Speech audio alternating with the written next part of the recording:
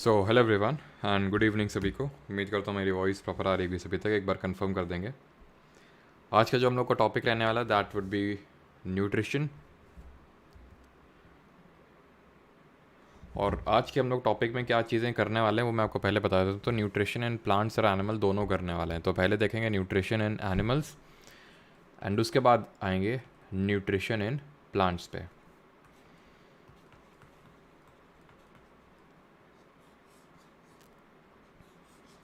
Nutrition in animals and nutrition in plants, ये दो हम लोग के टॉपिक रहेंगे जिसमें कि आज हम पढ़ेंगे vitamins, minerals, carbohydrates, fats, proteins and photosynthesis के बारे में आज के लेक्चर में हम लोग करने वाले हैं। हाँ जी, गुड इवनिंग सभी को। अंकिता, रश्मिता, शिवांगी, जगदीश, निशाद, दिनेश, अंकिता, चलो सभी को गुड इवनिंग।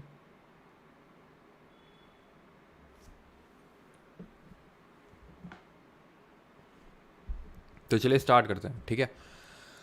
अब जब मैं न्यूट्रिशन की बात करता हूँ तो देखो डिफरेंट मोड्स ऑफ न्यूट्रिशन हो सकते हैं। वो तो जैसे कि अगर मैं बात करूँ, चलो पहले डिफरेंट मोड्स ऑफ न्यूट्रिशन की बात कर लेते हैं। न्यूट्रिशन का मतलब होता है पोषण, ठीक है। हम पोषण नहीं बोलते हैं, पोषण बोलते हैं,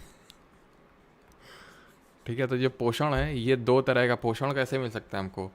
तो पोषण जो है हमें ऐसे मिलेगा, और पोषण जरूरी ताकि आपका शोषण ना हो, है ना। ये काफ़ी इंपॉर्टेंट है लाइफ में, क्योंकि आपने देखा होगा जैसे कि स्कूल कॉलेजेस में रैगिंग वगैरह किसकी होती है, समझ रहे हैं ना आप। तो जो मतलब जिनको लगता है कि हाँ ठीक है इसको कुछ कर देंगे, तो ये कुछ कर भी नहीं पाएगा, ठीक है। तो उसके साथ ज़्यादा इस तरह की हरकतें, कुछ गलत तरह के असामाजिक तत्व करने की कोशिश करते हैं। खैर उसको थोड़ा साइड में करिए। तो न्यूट्रिशन यानी कि पोषण है वो दो तरह से, मतलब हमें किससे मिलता है?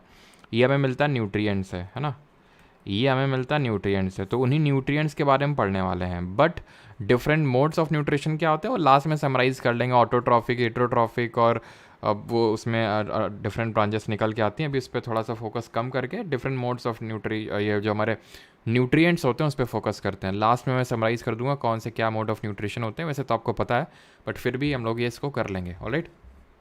तो सबसे पहली बात तो ये है कि जैसे मैंने बताया भाई, न्यूट्रिशन जो है पोषण मिलता है किससे? न्यूट्रिएंट से, ठीक है। न्यूट्रिएंट से मिलता है। अब ये जो न्यूट्रिएंट्स होते हैं, ये जो भी हम सारी चीज़ें खाते पीते हैं उससे हमें ये न्यूट्रिएंट्स मिलते हैं। आपने सुना होगा भाई, डॉक्टर्स बोलते हैं, फिर हर कोई बोलता है कि भाई एक बैलेंस डाइट होनी चाहिए। जब बोलते हैं बैलेंस डाइट होना चाहिए तो इसका मतलब ये होता है कि भाई सारे तरह के न्यूट्रिएंट्स मिलने चाहिए डाइट में, सो दैट हमारी बॉडी के जो मेटाबॉलिक फंक्शंस हैं वो प्रॉपर तरीके से हो सकें। मेटाबॉलिक फंक्शन से मेरा मतलब है रेस्पिरेटरी सिस्टम हमने पढ़ा था, हमने सर्कुलेटरी सिस्टम पढ़ा था, हमने एक्सक्रीटरी सिस्टम पढ़ा था। तो जितने भी सारे सिस्टम्स हैं, नर्वस सिस्टम पढ़ा था, ये आपके तभी काम कर पाएंगे। इन्हीं को हम बोलते हैं मेटाबॉलिक एक्टिविटी। तो बैलेंस डाइट होनी चाहिए।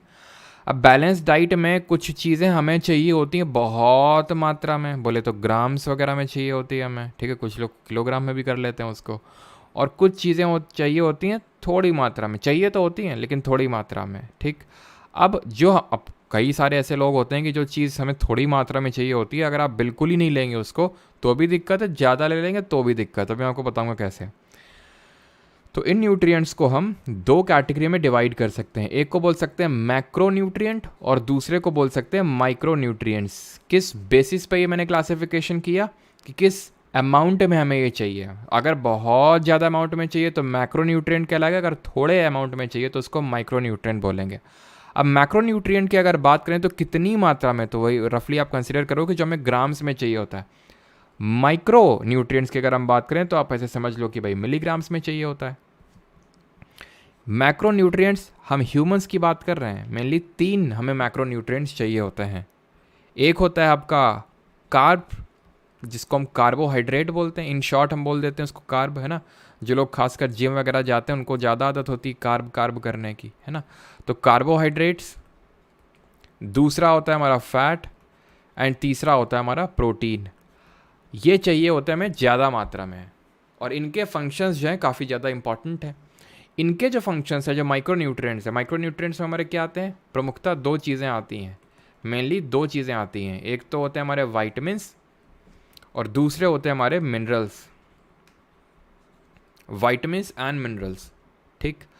अब यहाँ पे अगर हम बात करें कार्बोहाइड्रेट, फैट और प्रोटीन, इनकी ज़्यादा इंपॉर्टेंस होती है। वाइटामिन्स और मिनरल्स की इंपॉर्टेंस होती है लेकिन उतनी ज़्यादा नहीं होती जितने की ये होती है। एक थोड़ी देर के लिए आप वाइटामिन्स, थोड़े टाइम के लिए आप वाइटामिन्स और मिनरल्स के बिना रह सकते हैं, लेकिन कार्बोहाइड्रेट, फैट और प्रोटीन के बिना जो है थोड़ा लाइफ डिफ़िकल्ट हो जाएगी, खासकर कार्बोहाइड्रेट के बिना। क्यों कार्बोहाइड्रेट के बिना डिफ़िकल्ट हो जाएगी, वो अब देखते हैं कि कार्बोहाइड्रेट का मेन फंक्शन क्या होता है। तो जो कार्बोहाइड्रेट होता है, ये एक्चुअल में ग्लूकोज से मिलके बना होता है, या फिर इसको हम बोलते, क्योंकि हमने पढ़ा था ना कि कार्बोहाइड्रेट, जो हमने डाइजेशन पढ़ा था कि जो कार्बोहाइड्रेट हमारी बॉडी में ग्लूकोज के रूप में टूटता है, प्रोटीन अमीनो एसिड के रूप में टूटते हैं, यानी वो अमीनो एसिड से बने हुए हैं। अगर कोई चीज़ किसी में टूट रहा है, जैसे फॉर एग्जांपल मान लो एक माला है, ठीक है, माला मोतियों की बनी हुई, तो वो मैंने उसको गिराया, वो टूट गई, मोती बिखर गए, तो भाई मोती बिखर गए कि मतलब उसका मतलब तो यही हुआ ना कि मोतियों को मिला दूंगा तो माला बन जाएगी मोतियों की। तो उसी तरह से है, तो ग्लूकोज से मिलकर बना हुआ ये। और अगर हम बात करें, ये एक तरह का शुगर ही होता है आपका, ठीक है, यानी कार्बोहाइड्रेट आपके शुगर होते हैं। कार्बोहाइड्रेट आपके 3 मेनली एलिमेंट के बने होते हैं, कार्बन, हाइड्रोजन एंड ऑक्सीजन। ये हमारी बॉडी को एनर्जी प्रोवाइड करने का इनका मेन काम रहता है। कहाँ पे आपको देखने को मिलेंगे, जहाँ पे उठा लीजिए, जैसे फॉर एग्जांपल आप रोटी खाते हैं, उसमें आपको कार्बोहाइड्रेट देखने को मिलेगा, ठीक।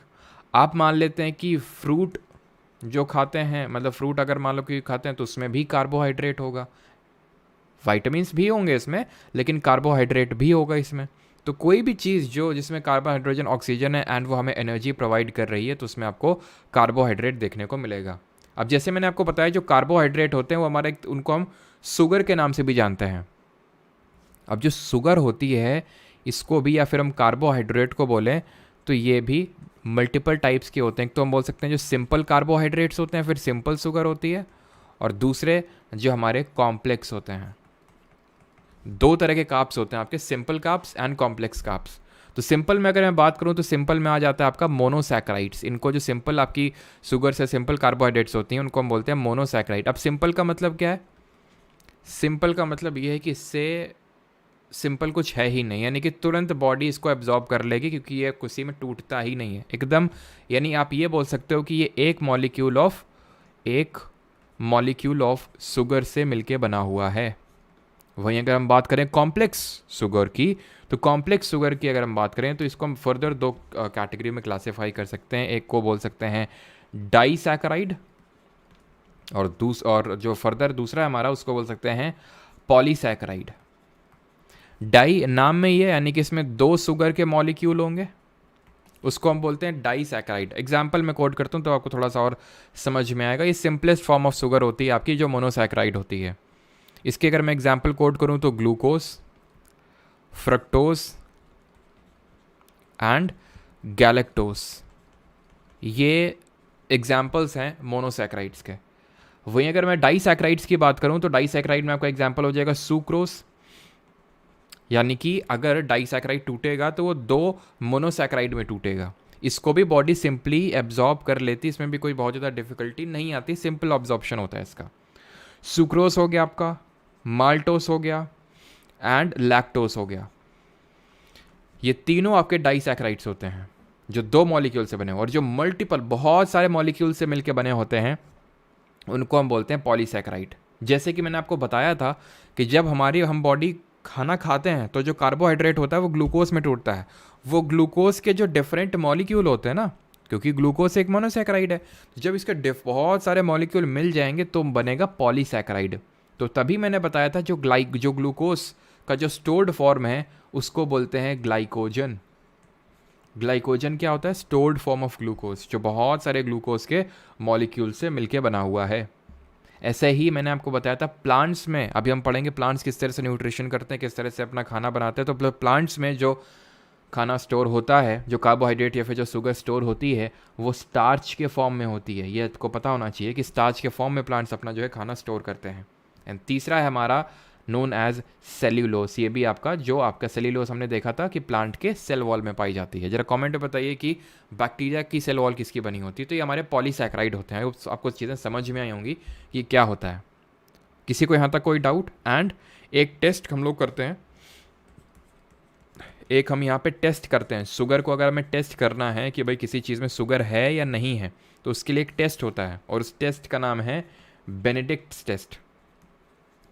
क्या नाम है उसका? बेनेडिक्ट टेस्ट नाम है उस पर्टिकुलर टेस्ट का, जिससे हमें यह पता चलता है उसमें शुगर है या फिर नहीं है।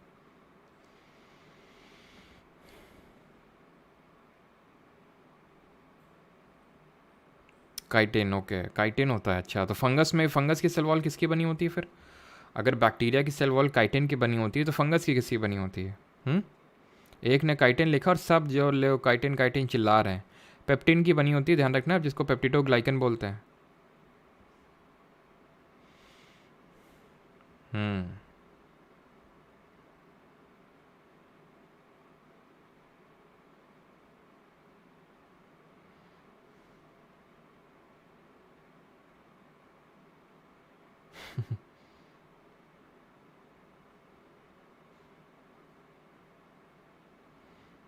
IBACI टीयर 2 के लिए अभी तोमर जी बताएंगे, ठीक है। अभी एक रिकॉर्डेड वीडियो मिलेगा, अभी थोड़ा टाइम नहीं मिल पा रहा था, लेकिन इसी वीक आपको मिलेगा, आप चिंता न करिए। इसी वीक की मैं वीडियो, थोड़ा सा टाइम का ही कंस्ट्रेंट चल रहा था, अभी आपको इसी वीडियो मिल जाएगा, ठीक है, रिकॉर्डेड फॉर्मेट में। कार्बोहाइड्रेट देख लिया, अभी आ जाए फैट पे, क्योंकि फैट का भी काम वही होता है एक तरह से एनर्जी प्रोवाइड करने का। फैट जो होते हैं, जिनको हिंदी में वसा बोलते हैं, इनका भी काम होता है एनर्जी प्रोवाइड करने का। अगर इनका काम होता है एनर्जी प्रोवाइड करने का फैट्स का, तो फिर हम फैट्स और कार्बोहाइड्रेट्स में क्या डिफरेंस होता है, और फिर हम फैट लेने के लिए इतना, मतलब फैट एक नेगेटिव कॉनोटेशन से क्यों जुड़ा हुआ है कि जब हम फैट बोलते हैं तो हमें थोड़ा नेगेटिव फीलिंग टाइप आता है कि भाई फैट तो ये तो बुरी चीज़ होती है। ऐसा नहीं, बुरी चीज़ होती है, अगर एक्सेस में हम लेंगे तो बुरी चीज़ होती है। रीज़न उसका ये है कि जब हम कार्बोहाइड्रेट्स को कंज्यूम करते हैं तो वो ब्रेक हो जाता है, शुगर के फॉर्मेट में होता है, ब्रेक हो जाता है, ठीक है, और बहुत ज़्यादा हमारी बॉडी में या फिर टिश्यूज़ में स्टोर नहीं होता है।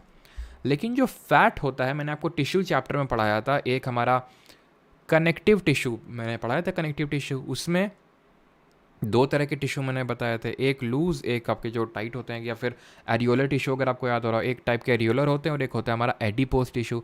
तो मैंने आपको बताया था जो एडिपोज टिश्यू है, अगर आपको याद आ रहा हो, तो इसमें आपका जो कि हमारे स्किन के बीनीथ प्रेजेंट होता है, ठीक है, स्किन के नीचे प्रेजेंट होता है, बिकॉज स्किन में तो कौन से टिश्यूज़ प्रेजेंट होते हैं, ज़रा बताइए कमेंट में जल्दी से, जिसका नाम एस से स्टार्ट होता है। तो उसके नीचे एडिपोज टिश्यू देखने को मिलेंगे जो फैट को बहुत जल्दी स्टोर कर लेते हैं, जिसकी वजह से हमें क्या होता है, हमारी बॉडी मोटी, या फिर हमारी जो चमड़ी वो मोटी होती जाती है, और ये हमें एडिपोज टिश्यू एक तरह से इंसुलेशन प्रोवाइड करने का भी काम करता है। तो कौन सा होता है हमारा? Stratified squamous epithelium tissues. Stratified squamous epithelium tissues होते हैं हमारे स्किन में। स्किन के नीचे होता है एडिपोज टिश्यू, जिसमें कि फैट यानी कि जो वसा है वो स्टोर हो जाता है। फैट भी सर दो तरह के होते हैं, एक होता है सैचुरेटेड फैट और एक होता है अनसैचुरेटेड फैट। जब हम केमिस्ट्री पढ़ेंगे तो कार्बन एंड इट्स कंपाउंड वाले चैप्टर में पढ़ेंगे कि सैचुरेटेड और अनसैचुरेटेड, संतृप्त और असंतृप्त ये कंपाउंड्स क्या होते हैं। तो सैचुरेटेड वो होते हैं जिसमें कि सिंगल बॉन्ड देखने को मिलता है, ठीक है, सिर्फ एक ही बॉन्ड आपको देखने को मिलता है। वहीं पे अगर अनसैचुरेटेड की बात करें तो इसमें आपको डबल या फिर ट्रिपल बॉन्ड देखने को मिलते हैं, ठीक है। ये तो आप केमिस्ट्री में पढ़ेंगे, लेकिन घुमा फिरा के कौन सा अच्छा होता है और कौन सा बेकार होता है। तो जो सैचुरेटेड वाला होता है ये ईजिली डाइजेस्ट हो जाता है। वहीं अगर बात करें जो अनसैचुरेटेड वाला होता है वो ईजिली आपका डाइजेस्ट होने में दिक्कत करता है। तो इसी वजह से आपको ये चीज़ पता होनी चाहिए कि कौन बेटर होता है और कौन नहीं बेटर होता है। फैट में सिर्फ आपको इतनी चीज़ें जानने की ज़रूरत है कि भाई क्या प्रोवाइड करता है, एनर्जी प्रोवाइड करता है, एडिपोज टिश्यू में स्टोर होता है, और एडिपोज टिश्यू कहाँ पे होता है आपका? ये बीनीथ द स्किन होता है, ठीक है, एंड ये हमें इंसुलेशन भी प्रोवाइड करता है। और ये फैट जो है वो दो तरह का होता है, सैचुरेटेड एंड अनसैचुरेटेड। एक सेकंड मैंने ऊपर नीचे लिख दिया, सॉरी, आई थिंक मैंने उल्टा बताया ना, एक बार कंफर्म करना। सैचुरेटेड जो होता है वो इजीली डाइजेस्ट नहीं होता है, ठीक है, ईजिली डाइजेस्ट नहीं होता है, और जो आपका अनसैचुरेटेड होता है ये ईजिली डाइजेस्ट हो जाता है। दैट्स वाई जो अनसैचुरेटेड वाला है ये आपके लिए हेल्दियर ऑप्शन होता है, ये आपको हेल्दियर ऑप्शन होता है। और ये आपको कहाँ पे देखने को मिलेगा?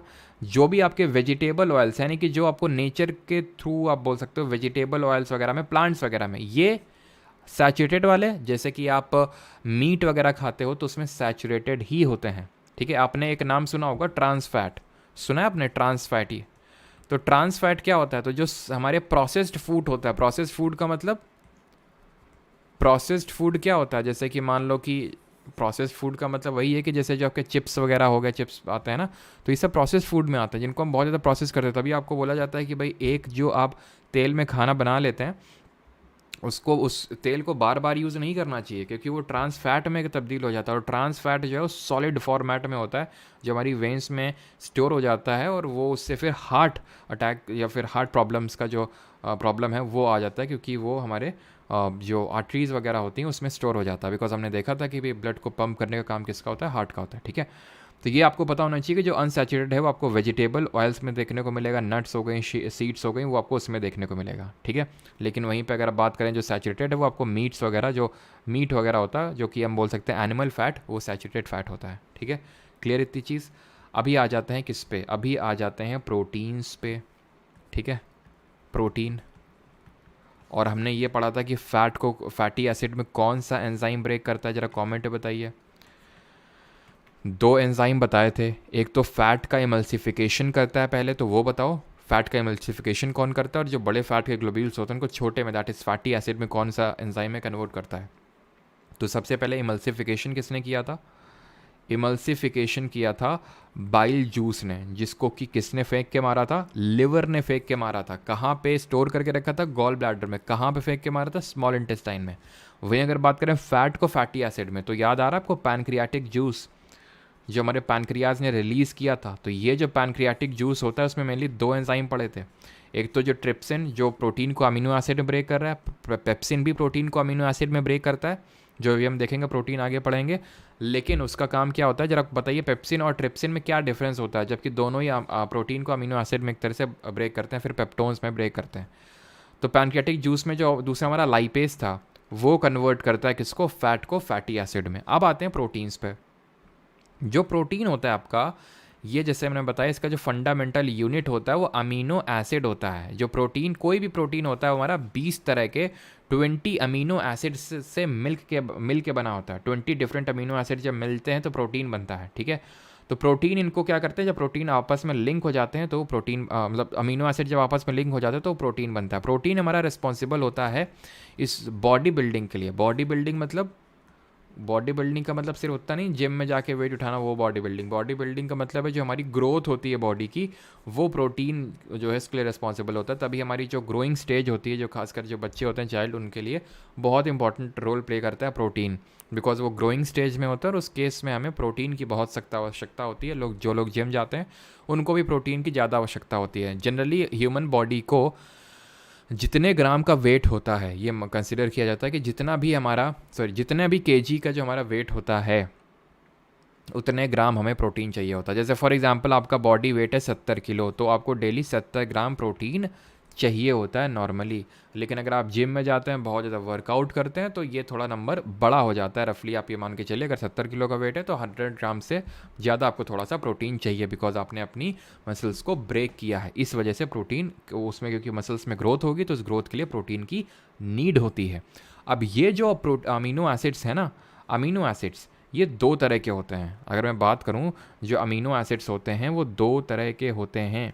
एक होते हैं आपके एसेंशियल, और दूसरे होते हैं नॉन एसेंशियल, ठीक है। कोई भी अमीनो एसिड जो बना होता है, जैसे कि हमने कार्बोहाइड्रेट का देखा, सिर्फ कार्बन, हाइड्रोजन और ऑक्सीजन से मिलके बना होता है हमारा कार्बोहाइड्रेट। उसी तरह जो अमीनो एसिड्स होते हैं वो कार्बन, हाइड्रोजन, ऑक्सीजन और नाइट्रोजन से मिलके बनते हैं हमारे अमीनो एसिड। यानी कि जो भी इनका स्ट्रक्चर होता है, स्ट्रक्चर में डीप में जाने की ज़रूरत नहीं है, तो जो भी इनका स्ट्रक्चर होता है वो आपका कार्बन, हाइड्रोजन, ऑक्सीजन और नाइट्रोजन से मिलके बना होता है। अब हम यहाँ पे बात करें एसेंशियल और नॉन एसेंशियल अमीनो एसिड में डिफरेंस क्या होता है। नॉन एसेंशियल वो होते हैं जो हमें, मतलब बॉडी खुद से सिंथेसाइज कर लेती है। Body synthesises on its own, जो खुद से बॉडी सिंथेसाइज कर ले, यानी कि हमें बाहर से लेने की ज़रूरत नहीं है, फूड से लेने की ज़रूरत नहीं, किसी और सोर्स से लेने की ज़रूरत नहीं है। लेकिन जो एसेंशियल अमीनो एसिड्स होते हैं वो हमें बाहर से लेने की ज़रूरत होती है। Need to be consumed, need to be consumed, इनको हमें कंज्यूम करना पड़ेगा किसी बाहरी सोर्स से। नॉन एसेंशियल वाले बॉडी अपने आप सिंथेसाइज कर लेती है। इसको कभी कभी, बहुत ज़्यादा तो नहीं, लेकिन कभी कभी एग्जाम्पल्स पूछ लेता है कि इनमें से कौन सा एसेंशियल या फिर नॉन एसेंशियल अमीनो एसिड है। तो कुछ यहाँ पे मैं एग्जाम्पल्स कोट कर देता हूँ, जैसे कि ल्यूसीन होता है आपका, एक हिस्टिडीन होता है, हिस्टिडीन होता है, लाइसीन होता है, ठीक है, आपको एक ट्रिप्टोफैन होता है, ठीक है, ट्रिप्टोफैन। वहीं अगर हम बात करें बॉडी जो सिंथेसाइज कर लेती है खुद से, that is non essential amino acid, तो जैसे आपका ग्लूटामीन हो गया, ठीक है, ग्लूटामीन, आपका ग्लाइसिन हो गया, प्रोलीन हो गया, अर्गिनिन हो गया, ये सारे जो होते हैं आपके, ये आपके नॉन एसेंशियल अमीनो एसिड्स में आते हैं। क्लियर इतनी चीज़। अब होता क्या है कि जनरली जब प्रोटीन की डेफिशिएंसी हो जाती है तो बॉडी की उतनी ग्रोथ होती नहीं है। बच्चों में जब ये डिजीज़ हो जाती है तो उसको हम बोलते हैं क्वाशियोरकर। इस पर्टिकुलर डिजीज़ में फैटी लीवर हो जाता है, लीवर थोड़ा बड़ा हो जाता है, स्प्लीन जिसकी वजह से थोड़ा सा एनलार्ज्ड शेप में दिखता है, यानी कि जो पेट होता है थोड़ा सा बड़ा दिखता है। That is in the disease, that is in the case of kwashiorkor. Kwashiorkor में होता क्या है, प्रोटीन की डेफिशिएंसी हो जाती है, ठीक है, इस केस में आपकी प्रोटीन डेफिशिएंसी हो जाती है।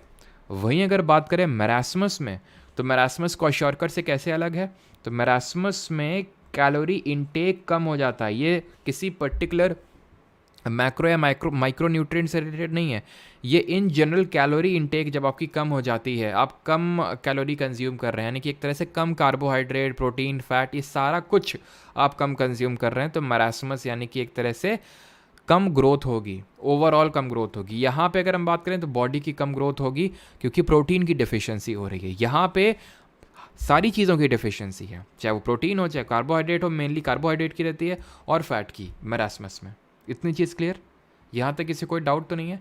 एंड फाइनल चीज़, एक चीज़ ध्यान रखना, जो हमारी शुगर्स होती हैं, जैसे कि अगर मैं बात करूँ फ्रक्टोज, इसको हम जानते हैं फ्रूट शुगर के नाम से, तो क्योंकि ये हमें फ्रूट्स में देखने को मिलती है, हमें जो हनी होता है शहद उसमें देखने को मिलती है। ऐसा नहीं है कि फ्रूट में सिर्फ फ्रुक्टोज ही होती है, ग्लूकोज भी होती है उसमें, सुक्रोज भी होती है उसमें, बट मेनली क्या पाई जाती है वो मैटर करता है। जैसे माल्टोस है, इसको हम सीरियल्स में देखने को मिलता है। सीरियल्स का मतलब है जो अनाज होता है, तो इसीलिए इसको ग्रेन शुगर के नाम से जाना जाता है। जो हमारे डिफरेंट ग्रेन्स होते हैं, जैसे कि वीट हो गया, वीट का मतलब गेहूं हो गया, चावल हो गया, फिर हमारे जो मिलेट्स होते हैं जिसको मोटा अनाज बोलते हैं, तो उसमें देखने को मिलती है। लैक्टोज, ये आपको बोला जाता है मिल्क शुगर, तो जो हमारा दूध होता है उसमें आपको देखने को मिलता है लैक्टोज। तो ये कुछ चीज़ें आपको पता होनी चाहिए। आई होप यहाँ तक किसी को कोई डाउट नहीं होगा। नहीं है तो फिर आगे बढ़ते हैं वाइटामिन की ओर। सर वन शॉट को कर लें, PYQ सीरीज लगा लें तो इनफ है? बताओ प्लीज़, कोई नहीं इनफ है ना जी। पेप्सिन और ट्रिप्सिन ब्रेक करते हैं, और मैंने अंतर तो आपसे पूछा था, पता नहीं आपने कितने लोगों ने बताया, कितने लोगों ने नहीं बताया। अंतर क्या होता है पेप्सिन और ट्रिप्सिन में, कि जो पेप्सिन होता है ये आपका एसिडिक मीडियम में फंक्शन करने के लिए बना हुआ है, जो एसिडिक मीडियम इसको HCl प्रोवाइड करता है, which is a gastric juice. और जो ट्रिप्सिन होता है ये आपका बेसिक मीडियम में वर्क करने के लिए बना हुआ है, जो इसको प्रोवाइड करता है बाइल जूस। ठीक है, वाइटामिन स्टार्ट करें फिर।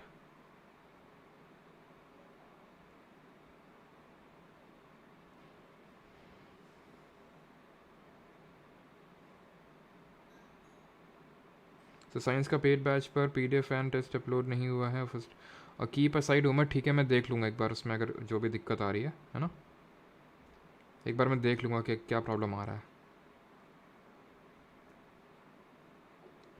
और तुम लोगों को कल मैंने डाला था, ये भी क्लास नहीं होगी, तो तुम में से कल कुछ लोगों को लग रहा था कि अप्रैल फूल बना रहे हैं सर, हैं?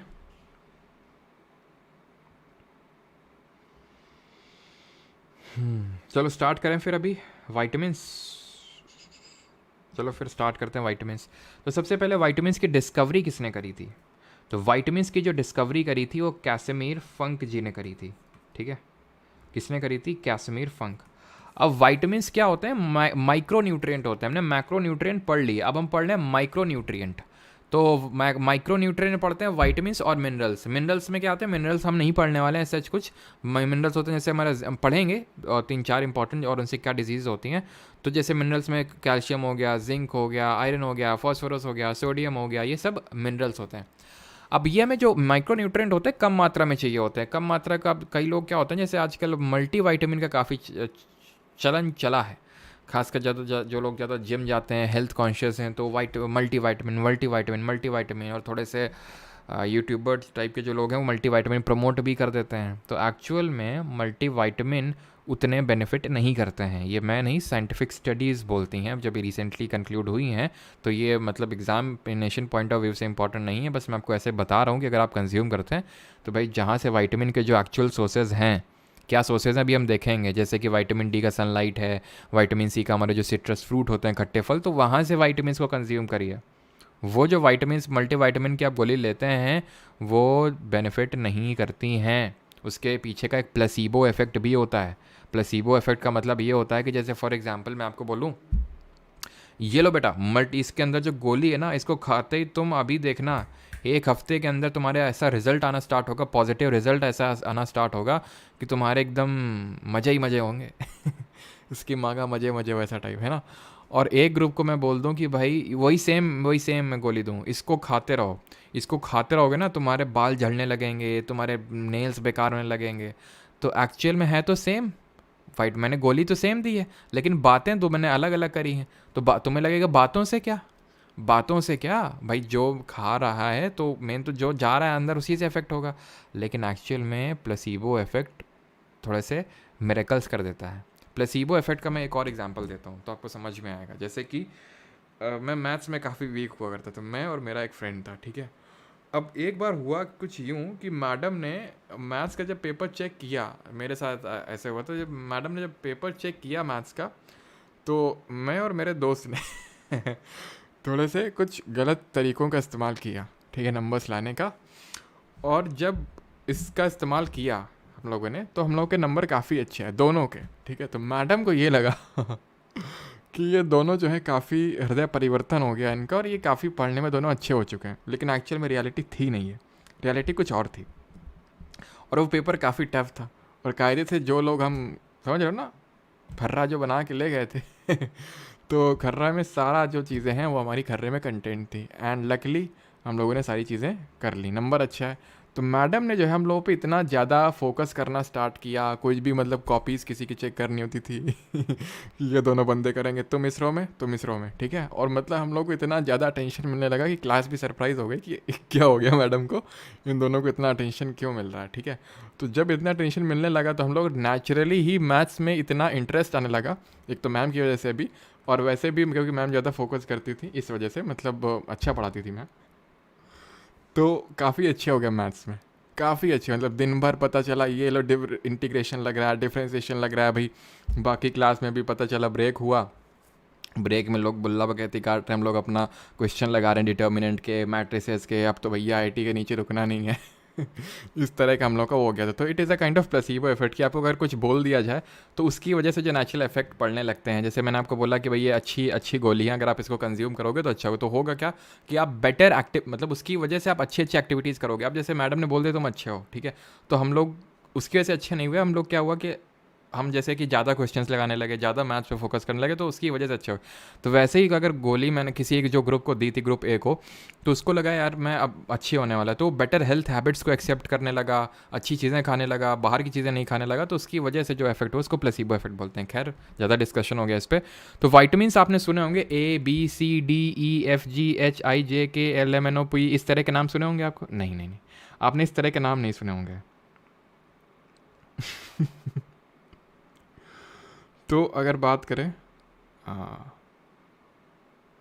तो अगर हम बात करें vitamin A, B, C, D, E और K सुना होगा आपने, FGHIJKL ये नहीं सुना होगा आपने। एक्चुअल में ये अल्फ़ाबेट का नंबरिंग का लॉजिक ये है कि जो विटामिन पहले डिस्कवर हुआ उसको A बोल दिया, फिर उसके बाद जो डिस्कवर उसको B, देन सी, देन डी, देन ई, और कुछ लॉजिक नहीं इनके पीछे, बस जिस हिसाब से डिस्कवर हुए उस हिसाब से अल्फ़ाबेट अटैच करते गए। और के का क्या लॉजिक है भाई, ये एफ जी एच क्यों नहीं है? तो एक्चुअली में एफ जी एच भी मिले थे पहले, लेकिन बाद में पता चला ये वाइटमिन्स हैं ही नहीं, तो इसलिए वो बीच में गायब हो गया। और के जो वर्ड ये है आपका, ये कॉगुलेशन से बना हुआ है। किससे बना हुआ है? कॉगुलेशन। कॉगुलेशन की स्पेलिंग ये होती है, तुम बोलोगे सर आप गलत लिख रहे हो, बट एक्चुअल में जो आई थिंक लैटिन या फिर कोई कौन सी भाषा होती है जिसमें इसको डिस्कवर किया था, तो उस भाषा में कॉगुलेशन की को इस तरह से लिखते हैं, तो वहाँ से आया। तभी तुम्हें समझ आएगा कॉगुलेशन का मतलब होता है चीज़ों का जमना, that is called as coagulation, और जिसमें वाइटामिन के हेल्प करता है। ठीक है, तो वाइटामिन्स ये होते हैं सारे हमारे ABCD। अब एक एक करके वाइटामिन्स के बारे में देखते हैं, कुछ चीज़ें देखते हैं और फिर आगे बढ़ेंगे। ठीक है, तो वाइटामिन्स ए क्या क्या इंपॉर्टेंट होता है वाइटामिन से पढ़ना, कि भाई वाइटामिन जो है उसका एक हम बोल सकते हैं केमिकल नेम क्या है। ठीक है, एंड दूसरा है कि उसकी वजह से डेफिशिएंसी कौन सी होती है। ठीक है, क्या मतलब अगर वो विटामिन की कमी हो गई तो कौन सी, उससे क्या डेफिशिएंसी होगी। ठीक है, तो विटामिन ए की अगर केमिकल नेम की अगर बात करें तो इससे होता है आपका रेटिनॉल।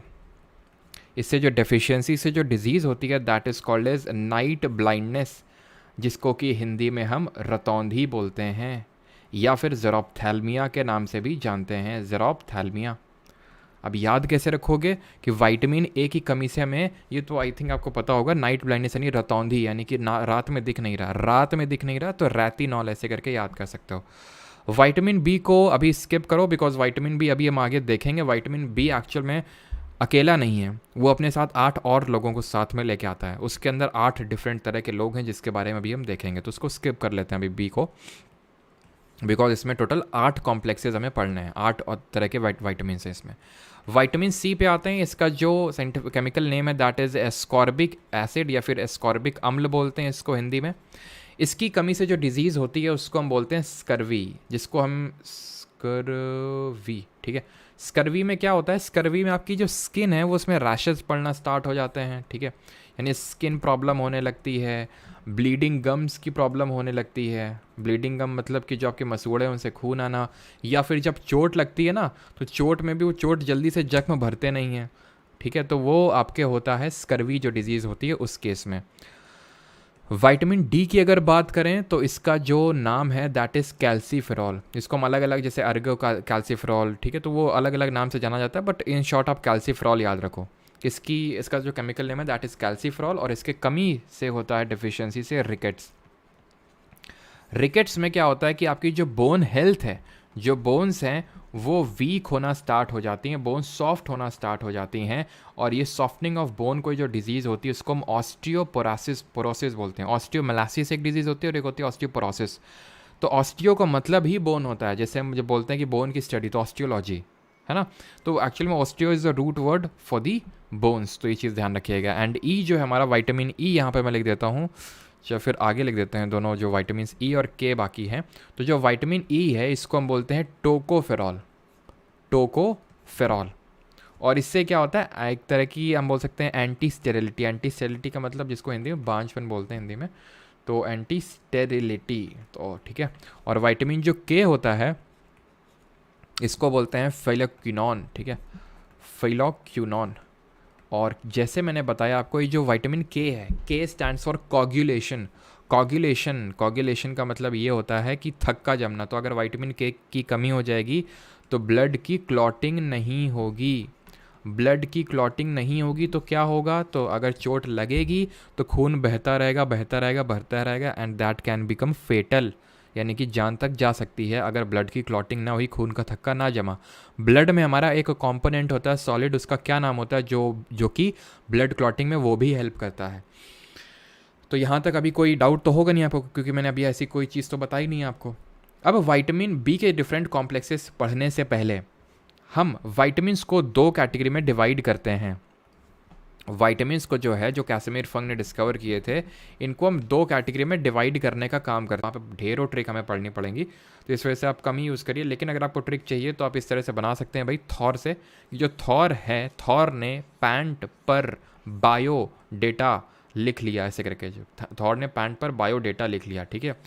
और फोलिको मतलब कुछ इस तरह से, फोलिको को इस तरह से आप कुछ बना सकते हैं इन दोनों में, ठीक है। तो इस तरह से आप इसका ऑर्डर याद रख सकते हैं जो विटामिन बी के कॉम्प्लेक्सेस होते हैं। अब यहाँ पे अगर हम बात करें डिजीज़ क्या होती है इनकी डेफिशिएंसी से, जो हमारा विटामिन बी1 होता है इसकी जो डेफिशिएंसी से जो डिजीज़ होती है उसको बोलते हैं बेरी बेरी। बी2 का आपको नहीं पढ़ना, बी3 का आपको पता होना चाहिए, इसकी वजह से होता है पेलाग्रा डिजीज़। एक बार क्वेश्चन आपका सीजीएल में बना and that was I think CGL 2022 में, वैसे मल्टीपल एग्जाम में पूछा जा चुका है, दैट इज़ किस डिजीज़ को हम 3D डिजीज़ के नाम से जानते हैं, तो is none other than pellagra. Pellagra को हम 3D डिजीज़ के नाम से जानते हैं, क्यों? क्योंकि अगर विटामिन बी3 की डेफिशिएंसी हो जाती है तो इस केस में हमें 3D डिजीज़ हो जाती हैं। 3D का मतलब है एक तो जिसको हम बोलते हैं डिमेंशिया, डिमेंशिया मतलब मेमोरी लॉस, एक होता है डायरिया जिसमें कि वाटर लॉस हो जाता है हमारी बॉडी से बहुत कम टाइम में बहुत ज़्यादा, एंड तीसरा है हमारा डर्मेटिसिस, ठीक है, डर्मेटिसिस। इसका मतलब होता है जो स्किन हमारी ख़राब हो जाती है उसको बोलते हैं डर्मेटिस। तो ये 3 तरह की जो जिनका नाम डी से स्टार्ट होता है तो इसको 3D डिजीज़ बोलते हैं, ठीक है। एंड जो हमारा B12 है अगर इसकी कमी हो गई तो हमें हो जाएगा परनीशियस अनीमिया, परनीशियस अनीमिया। अब अनीमिया से कुछ चीज़ें आपको पता होनी चाहिए कि जो अनीमिया है वो आपका एक माइक्रो न्यूट्रिएंट होता है, उसकी डेफिशिएंसी से भी होता है। अगर हम माइक्रो न्यूट्रिएंट की अगर बात करें तो माइक्रो न्यूट्रिएंट मैंने आपको 2 चीज़ें बताई, एक तो मैंने आपको बताया कि वाइटामिन होते हैं और एक होते हैं मिनरल्स। तो मिनरल्स में भी अगर मैं बात करूँ, मिनरल्स में हमारे जैसे कि इंपॉर्टेंट अगर मैं बात करूँ तो जैसे कि कैल्शियम हो गया, ठीक है, आयोडीन हो गया, आयरन हो गया। तो जो आयरन है इसकी डेफिशिएंसी से आपका क्या होता है, इसकी डेफिशिएंसी से आपका अनीमिया बीमारी होती है, ठीक।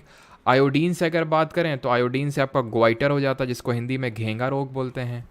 कैल्शियम से अगर बात करें तो कैल्शियम से जो हमारा जो बोल सकते हैं कि जो बोन्स की हेल्थ है, ठीक है, या फिर जो हमारे टूथ वगैरह होते हैं वो थोड़े से वीक पड़ने लगते हैं कैल्शियम की अगर कमी हुई तो ये हमारे कुछ मिनरल्स होते हैं और भी बहुत सारे होते हैं जैसे जिंक हो गया, सोडियम हो गया। तो सबके अपने अपने काम होते हैं, जैसे कि स्किन अच्छी दिखना, बाल ना झड़ना, नेल्स अच्छे होना, तो वो सब कहीं ना कहीं हमारे जो मिनरल्स होते हैं जो बहुत ही छोटे बहुत ही कम अमाउंट में हमें चाहिए वो मिलते हैं। जैसे कि जो हमारे मिलेट्स होते हैं, मोटा अनाज होता है, उसमें ठीक ठाक मात्रा में हमें मिनरल्स भी देखने को मिलते हैं, तभी ये बोला जाता है कि इनको मतलब प्रमोट किया जा रहा है, ठीक है। अभी हम थोड़े से सोर्सेज समझ लेते हैं कि किसका क्या सोर्स है।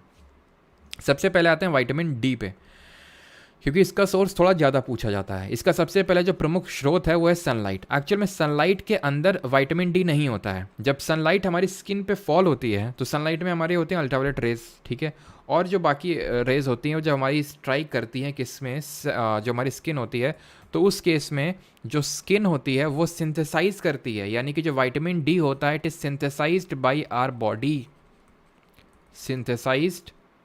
Synthesized by our body. मतलब कैसे सिंथेसाइज होती है, ऐसे सिंथेसाइज होती है कि जब सनलाइट पड़ती है तो एक रिएक्शन होती है जिसकी वजह से विटामिन डी बनता है। ऐसा नहीं कि सनलाइट में विटामिन डी होता है, सनलाइट जब आती है तो स्ट्राइक करती है बॉडी में एंड तब उसके बाद विटामिन डी बनता है।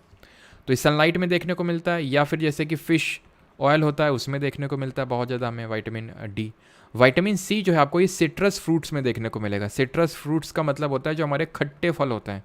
खट्टे फल से ज़रा बताओ कि जो हमारा एक सिट्रस लेमन है, काजी नींबू, ये कहाँ का स्टेट फ्रूट बना है अभी ज़रा बताइए कमेंट में। विटामिन ए की अगर बात करें, अच्छा एक बार ये भी कभी कभी क्वेश्चन पूछ लेता है कि मिल्क में कौन सा विटामिन नहीं होता है, तो विटामिन सी नहीं होता है, ठीक है, not in milk.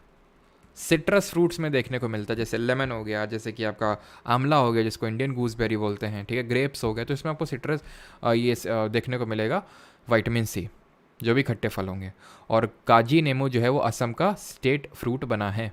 Vitamin A की अगर बात करें तो जैसे कैरेट हो गया आपका, मैंगो हो गया, एप्पल हो गया, इन सब में आपको देखने को मिलता है क्या, विटामिन ए। ऑलराइट, बाकी सोर्सेज से उतना ज़्यादा क्वेश्चन नहीं आते हैं कि भाई किस में क्या होता है, लेकिन आप फिर भी थोड़ा आपको पता होना चाहिए कि भाई कैरेट, मैंगो, पपाया हो गया आपका, ठीक है, पपाया हो गया, तो इसमें आपको देखने को मिलता है विटामिन ए। वहीं अगर बात करें विटामिन जो बी के कॉम्प्लेक्सेस होते हैं तो ये किस में देखने को, और जैसे विटामिन ई जो होता है हमारे स्प्राउट्स में देखने को मिलता है, ठीक है, किस में होता है, स्प्राउट्स में होता है ये। और एक चीज़ याद रखना कि ये तो अच्छा ठीक है मैंने बता दिया कि जो B9 है उसी को ही हम B11 के नाम से जानते हैं, ठीक है। अगर यहाँ पे मैं सोर्सेज बताऊंगा तो फिर ज़्यादा कन्फ्यूजन क्रिएट हो जाएगा, जो कि नीडेड है नहीं। जैसे B1 आपका मिल्क वगैरह हो गया, जो ईस्ट जिसको खमीर बोलते हैं, B2 जो होता है सोयाबीन वगैरह में होता है, ठीक है। तो ये चीज़ आपको पता होनी चाहिए। जैसे कि प्रोटीन मैंने आपको अभी पढ़ाया था, तो प्रोटीन के जो बहुत प्रमुख स्रोत होते हैं वो हमें लगता है कि जैसे कि सिर्फ चीज़ें ऐसे खाते हैं जैसे मीट वगैरह, तो उसी में सिर्फ प्रोटीन होता है, बिल्कुल उसमें प्रोटीन होता है। लेकिन जो सोयाबीन होता है ना, वो एक, जो लोग जिम जाते हैं उन लोगों को पता होगा कि भाई बोलते हैं कि भाई मीट से ज़्यादा प्रोटीन तो सोयाबीन में होता है, ठीक है। तो सोयाबीन में बहुत ज़्यादा प्रोटीन होता है, लेकिन दिक्कत इसमें ये होता है कि थोड़ा से कुछ ऐसे और वो चीज़ें होती हैं जो जानते होंगे जो लोग जिम जाते हैं है ना। तो सोयाबीन आपका ये होता है प्रोटीन में, मतलब प्रोटीन, सॉरी सोयाबीन में प्रोटीन होता है। और जो हम एग खाते हैं, एग के दो कंपोनेंट होते हैं, एक होता है एग वाइट और एक होता है एग योक, जो पीला कलर का होता है जिसमें कि एंथोसाइनिन होता है आपका। तो इसमें तो कोलेस्ट्रॉल होता है, गुड कोलेस्ट्रॉल होता है इसमें, खैर मतलब बैड वाला नहीं होता। और वाइट में होता है, वाइट जो पोर्शन होता है उसमें आपका प्रोटीन होता है, क्लियर। और एक चीज़ जो विटामिन हमारा B7 होता है, इसको हम विटामिन या फिर विटामिन जो B7 है इसी को हम विटामिन H के नाम से भी जानते हैं, ठीक है, विटामिन B7 को। तो यहाँ पे हमारी चीज़ें होती हैं ख़त्म। अब आते हैं हमारे आखिरी कंपोनेंट पे, एंड दैट इज़ फोटोसिंथेसिस, यानी कि प्रकाश संश्लेषण। ईस्ट्रोजन बढ़ता है, बिल्कुल ईस्ट्रोजन बढ़ता है, बिल्कुल सही। बफरिंग हुई थी क्या?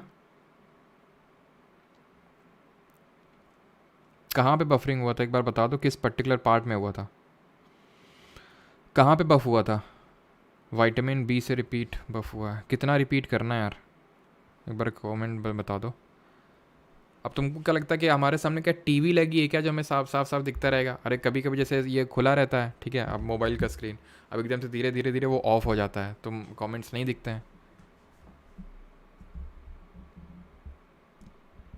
अच्छा, विटामिन B के एक भी कॉम्प्लेक्स के बारे में नहीं पता चला क्या? विटामिन B कॉम्प्लेक्स से पहले विटामिन B पूरा, okay okay okay okay okay,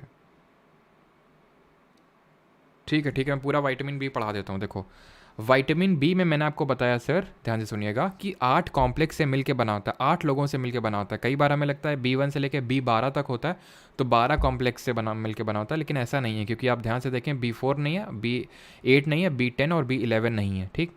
ये यहाँ पे साइंटिफिक नेम्स लिखे हुए हैं, B1 को थायमिन, B2 को राइबोफ्लेविन, B3 को नाइसिन, B5 को पेंटोथेनिक एसिड, B6 को प्रिडॉक्सिन, B7 को बायोटिन, B9 को फोलिक एसिड, B12 को साइनोकोबालामीन के नाम से जानते हैं।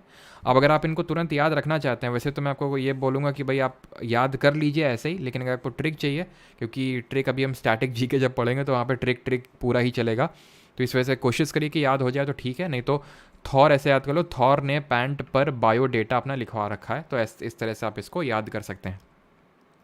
फिर मैंने डिजीज़ बताई कि इसकी वजह से डिजीज़ क्या होती है, तो B1 की वजह से बेरी बेरी डिजीज़ होती है, B3 की वजह से पेलाग्रा डिजीज़ होती है। पेलाग्रा को हम 3D डिजीज़ के नाम से भी जानते हैं, क्योंकि इसमें 3 डिजीज़ेज़ होती हैं जब ये पेलाग्रा यानी B3 की कमी होती है, जिनके नाम D से स्टार्ट होते हैं। डिमेंशिया, जिसको कि हम लॉस ऑफ मेमोरी के नाम से जानते हैं, ये इसमें याददाश्त चली जाती है।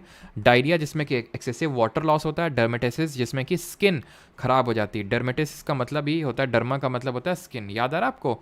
डर्मा से हमने कुछ याद किया था, एचिनोडर्मेटा, ये एक फाइलम पढ़ा था हमने, एचिनोडर्मेटा। तो मैंने आपको बताया था एचिन का मतलब होता है कि भाई चिनचिनाहट हो रहा है, स्पाइनी, और डर्मेटा का मतलब होता है स्किन। तो स्पाइनी स्किन ऑर्गेनिज्म का जो फाइलम होता है उसको हम एचिनोडर्मेटा बोलते हैं, ठीक है। विटामिन B7 को विटामिन H के नाम से भी जानते हैं, और विटामिन B9 जो होता है उसको विटामिन B11 भी बोल देते हैं। तो कई बार अगर पूछ लिया विटामिन B11 का केमिकल नेम क्या है, तो ये मत सोचिएगा B11 तो पढ़ा ही नहीं हमने, B11 और B9 वही फोलिक एसिड ही होता है।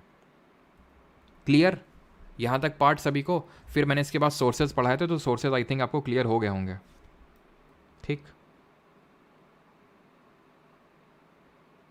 विटामिन को डिवाइड कर रहे थे, अच्छा, विटामिन को हम दो कैटेगरी में डिवाइड करते हैं, एक तो वाटर सॉल्युबल बोलते हैं और एक को फैट सॉल्युबल बोलते हैं। जो पानी में घुलनशील होते हैं उनको BC होते हैं, जो वर्ड आप यूज़ करते हो बहुत ज़्यादा अपने फ्रेंड्स के साथ, और फैट में जो सॉल्युबल होते हैं उनको कीड़ा बोलते हैं, ठीक है। मतलब vitamin B and C are water में soluble, and vitamin K, E, D and A are fat में सॉल्युबल, ठीक है। क्लियर अभी? आज तो मोए मोए हो गया, अच्छा क्यों?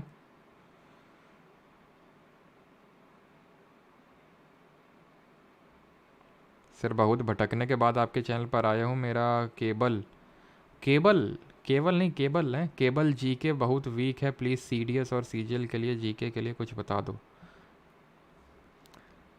बता दें फिर, डरोगे तो नहीं? क्लास के बाद रुकना, तुम्ही को बताएंगे सिर्फ, ठीक है।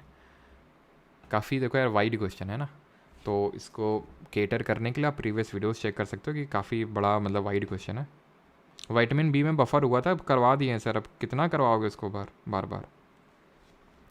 अब आते हैं सर फोटोसिंथेसिस, क्योंकि प्लांट वहाँ पे साइड में बैठे हुए सारी चीज़ें देख रहे थे, बोल रहे थे बड़ी जालिम है ये दुनिया, हमारे न्यूट्रिशन के बारे में तो कोई बात ही नहीं करता है। तो चलिए, फोटोसिंथेसिस वो मेथड होता है जिससे प्लांट अपना खाना बनाते हैं। हम किससे खाना बनाते हैं? हम एक्चुअल में प्लांट पे डिपेंडेंट रहते हैं। एक डीप ब्रीथ लो पहले। अब क्यों डीप ब्रीथ लिया, उसके पीछे का रीज़न है, अभी बताऊँगा आपको, ठीक है। तो एक्चुअल में होता क्या है कि जो हमारे प्लांट होते हैं वो खाना खुद से बनाते हैं।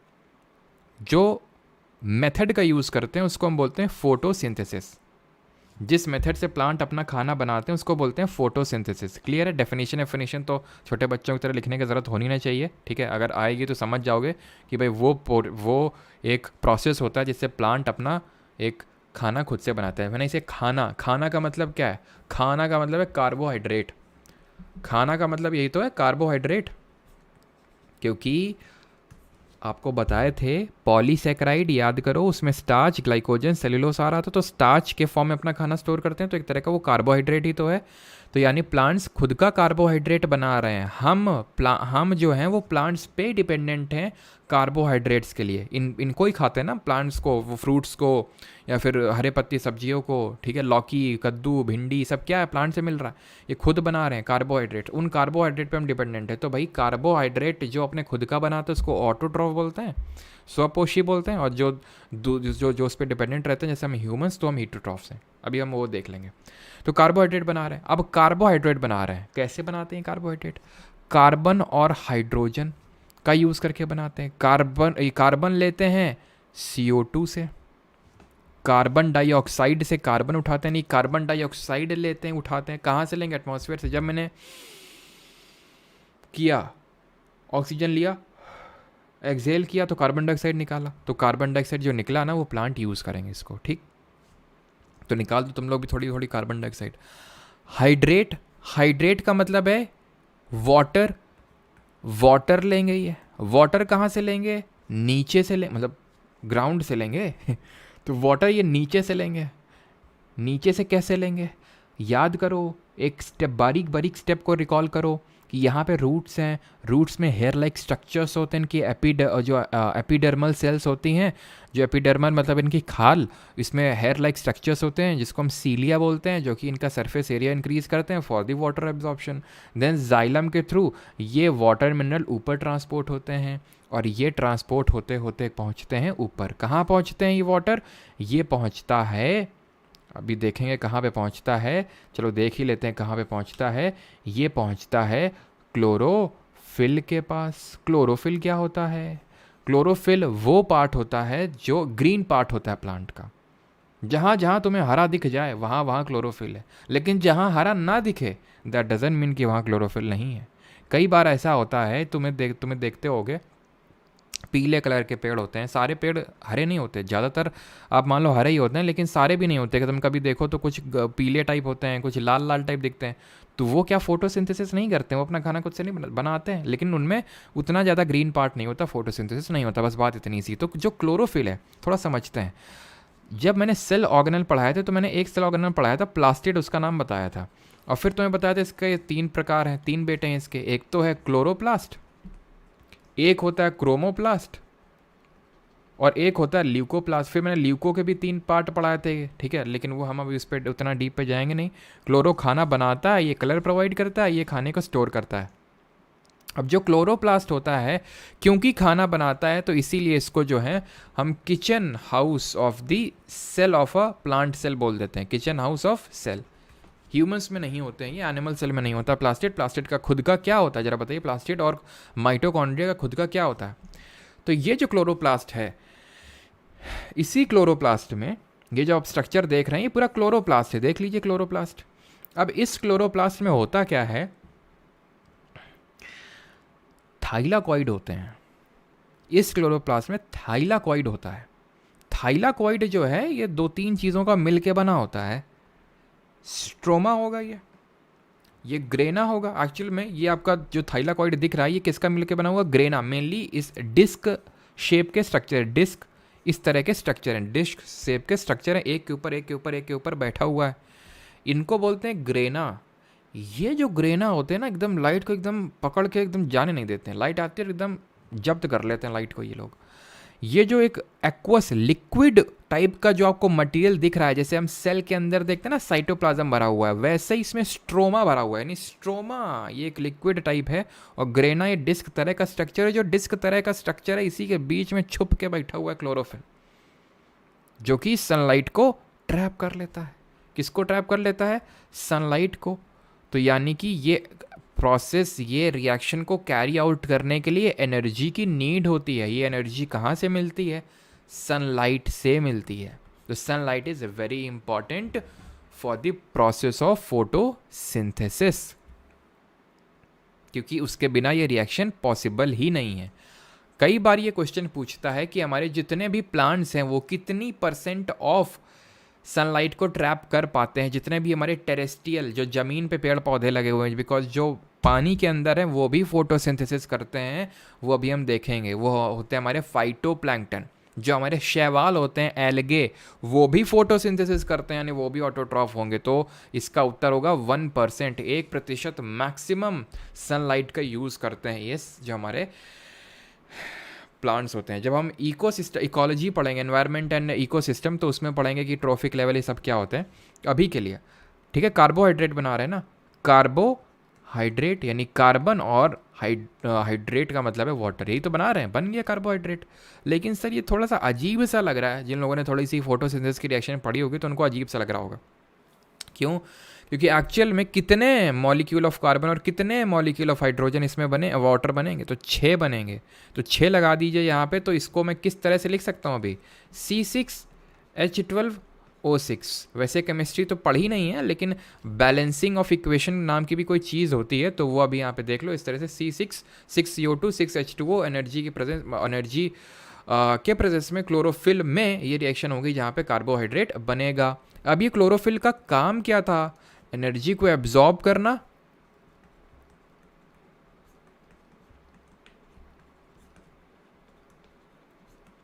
एंड वाटर के मॉलिक्यूल को तोड़ना, ब्रेकिंग दी वाटर मॉलिक्यूल। जो नीचे से वाटर का एब्जॉर्प्शन हुआ है तो उस वाटर के मॉलिक्यूल को तोड़ने का काम भी कौन करता है? क्लोरोफिल का ही काम होता है। क्लियर इतनी चीज़?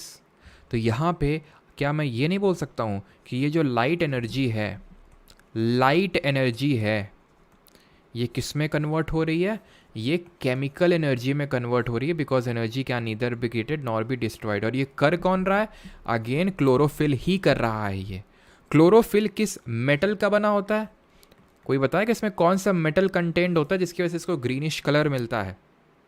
जैसे कि हमारे ब्लड में हीमोग्लोबिन होता है, लेकिन हीमोग्लोबिन में कौन सा मेटल अटैच्ड होता है? आयरन। वैसे ही जो हमारा खून लाल होता है हीमोग्लोबिन की वजह से, वैसे जो पत्तियों का रंग होता है वो हरा होता है क्लोरोफिल की वजह से, और इसमें जो मेटल होता है वो मैग्नीशियम होता है। और क्लोरोफिल क्लोरोप्लास्ट का ही पार्ट होता है, ये चीज़ ध्यान में रखिएगा। अगर पूछ ले कि पेड़ या फिर पत्तियों का रंग हरा क्यों होता है, तो क्लोरोप्लास्ट की वजह से होता है। क्लोरोप्लास्ट ऑप्शन में नहीं है तो क्लोरोफिल की वजह से होता है। दोनों है तो फिर क्लोरोप्लास्ट मार्क करोगे। अब ये जो क्लोरोफिल होता है ना, ये भी डिफरेंट तरह का होता है, पता तुम्हें? जानने की ज़रूरत है भी नहीं वैसे कि टाइप्स क्या हैं। लेकिन अगर कभी ये क्वेश्चन पूछ ले तुमसे, कभी मान लो तुम जा रहे हो, तुमसे कोई इधर आओ क्लोरोप्लास्ट, ये ज़रा क्वेश्चन बताओ, तो तुम पूछो क्या क्वेश्चन? तो अगर वो तुमसे ये क्वेश्चन पूछे कि ये बताओ कि जो फोटोसिंथेसिस का प्रोसेस होता है तो उसमें सनलाइट आती है। सनलाइट मैंने फिजिक्स में पढ़ाया था, एक तरह की वाइट लाइट है, और वाइट लाइट जो है वो 7 डिफरेंट रंगों से मिलकर बनी हुई है, जिसको बोलते हैं विबग्योर। विबग्योर पढ़ाया था मैंने आपको। इसमें से सबसे ज़्यादा वेवलेंथ किसकी होती है और सबसे कम किसकी होती है तरंग दैर्घ्य? तो अगर पूछ ले सबसे ज़्यादा यूज़ किस लाइट का होता है और सबसे कम किसका होता है, तो ध्यान रखना सबसे ज़्यादा इसका होता है, ठीक है। हाईएस्ट यूज़ रेड कलर की लाइट का होता है, और सबसे कम ग्रीन का होता है, क्योंकि बाकी जो है ये क्योंकि जो जी है, जो ग्रीन है ये आपका, ग्रीन का इसका सबसे लीस्ट यूज़ होता है क्योंकि इसको कोई भी टाइप ऑफ क्लोरोफिल एक्सेप्ट करने से मना करता है। नहीं नहीं सब मना कर देता है, हमारे पास मत आओ। तो इसी वजह से जब ये हमें पत्तियों का रंग दिखता है तो एकदम ग्रीन कलर का दिखता है, क्योंकि ग्रीन जो है वो रिफ्लेक्ट हो जाता है। तो ग्रीन का यूज़ सबसे कम होता है, रेड का यूज़ सबसे ज़्यादा होता है।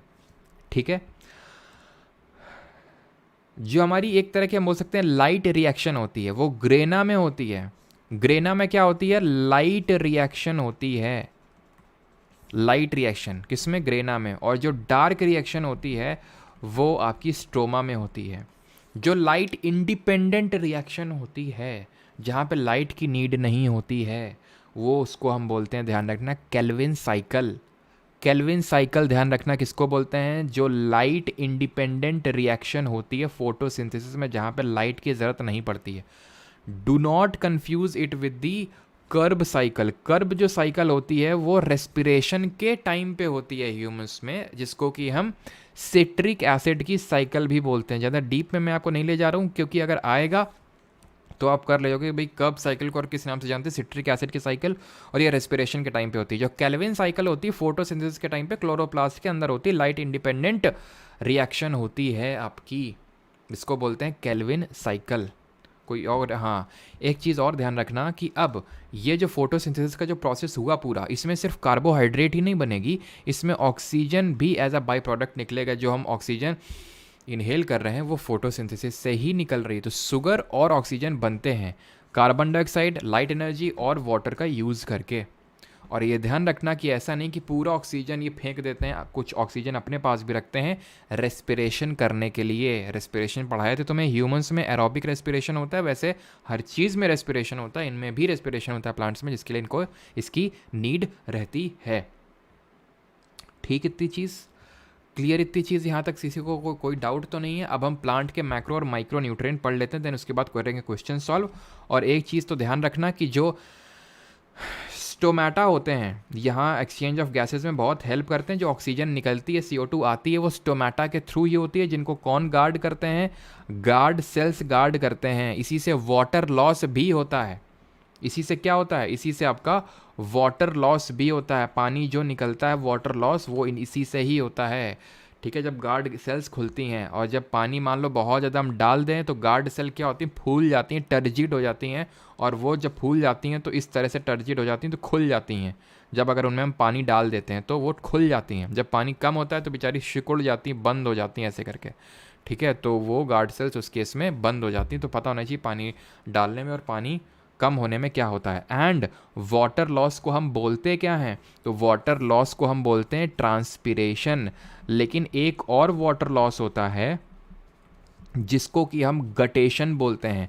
दोनों में अंतर ये होता है कि ट्रांसपिरेशन जो होता है वो स्टोमेटा के थ्रू होता है, एंड जो गटेशन होता है ये हाइडाथोड करके स्ट्रक्चर होते हैं। हाइडाथोड कहाँ देखने को मिलेंगे? जैसे स्टोमेटा तो तुम्हें पता है पत्तियों में, पत्तियों के नीचे खासकर ज़्यादातर हमें देखने को मिलते हैं स्टोमेटा। हाइडाथोड जो होते हैं वो जैसे स्टेम हो गया, स्टेम में जैसे स्टेम हो गया, तना हो गया, वो वहाँ पे बीच बीच में जो पोर्स होते हैं वो हाइडाथोड। ये रात में होता है, नाइट के टाइम पे होता है। कुछ चीज़ें रात में होती है, रात में पानी निकलता है, और यहाँ दिन में पानी निकलता है। ठीक है, तो यहाँ पे अगर हम बात करें मैक्रो और माइक्रो न्यूट्रिएंट इनकी भी, माइक्रो न्यूट्रिएंट इनकी भी, तो जो मैक्रो इनको ज़्यादा अमाउंट में चाहिए होता है उसको मैक्रो न्यूट्रिएंट बोलते हैं, और जो कम अमाउंट में चाहिए होता है माइक्रो। तो ये होते हैं, ध्यान रखना है, NPK तो भाई सबको याद ही होगा, NPK है ना, जो हम यूरिया वगैरह में यूज़ करते हैं। तो यूरिया क्या होता है? NH2CO NH2, ऐसे तो उसका फॉर्मूला होता है। जिसको, अच्छा ये बताओ यूरिया को सिंथेसाइज किसने किया था? इनका नाम F से चालू होता है। ठीक है, और उस रिएक्शन को भी अगर आप बता सकें अभी हम देखेंगे। तो carbon, hydrogen, oxygen, nitrogen, NPK तो आपको याद होगा। देन कार्बन, हाइड्रोजन, ऑक्सीजन, जो कि आपका कार्बोहाइड्रेट, ठीक है, जो हमारा कार्बोहाइड्रेट है इसी से तो मिलकर बनता है। और ऐसे याद कर लो मग्घा सा, ठीक है, मग्घा सा, यानी कि मैग्नीशियम, कैल्शियम और सल्फर। अगर आपको मैक्रो याद हो गए तो इसके अलावा जितने भी बच जाएंगे वो हमारे माइक्रो न्यूट्रिएंट्स ही हो जाएंगे।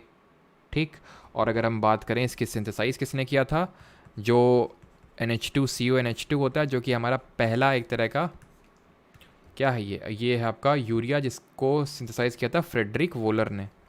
ठीक है, फ्रेडरिक वोलर, जिसको कि हम वोलर सिंथेसिस के नाम से भी जानते हैं। बाकी ज़्यादा डिटेल्स इसकी हम लोग केमिस्ट्री में पढ़ेंगे, अभी इतना ही रखते हैं, ठीक है। केमिस्ट्री में इसके बारे में पढ़ेंगे। तो एक तो कार्बोहाइड्रेट याद कर लेना, CHO, NPK जो हम फर्टिलाइज़र में यूज़ करते हैं, ठीक है, प्लांट्स को देने के लिए, और सल्फर, कैल्शियम, मैग्नीशियम, मग्घा सा ऐसे याद कर लो, ठीक है। मग्घे से पानी डालते हैं उसमें प्लांट्स में, बाकी जितने बच के वो माइक्रो न्यूट्रिएंट हो जाएंगे प्लांट के।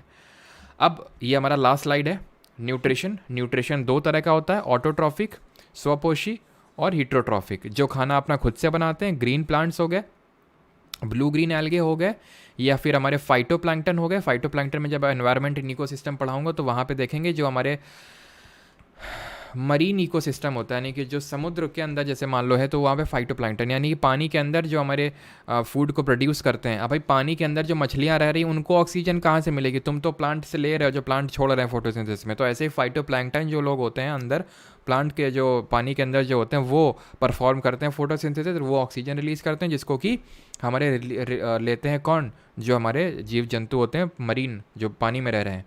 और वहीं से हमारा कॉन्सेप्ट निकल के आता है डिज़ोल्व्ड ऑक्सीजन का कॉन्सेप्ट, DO।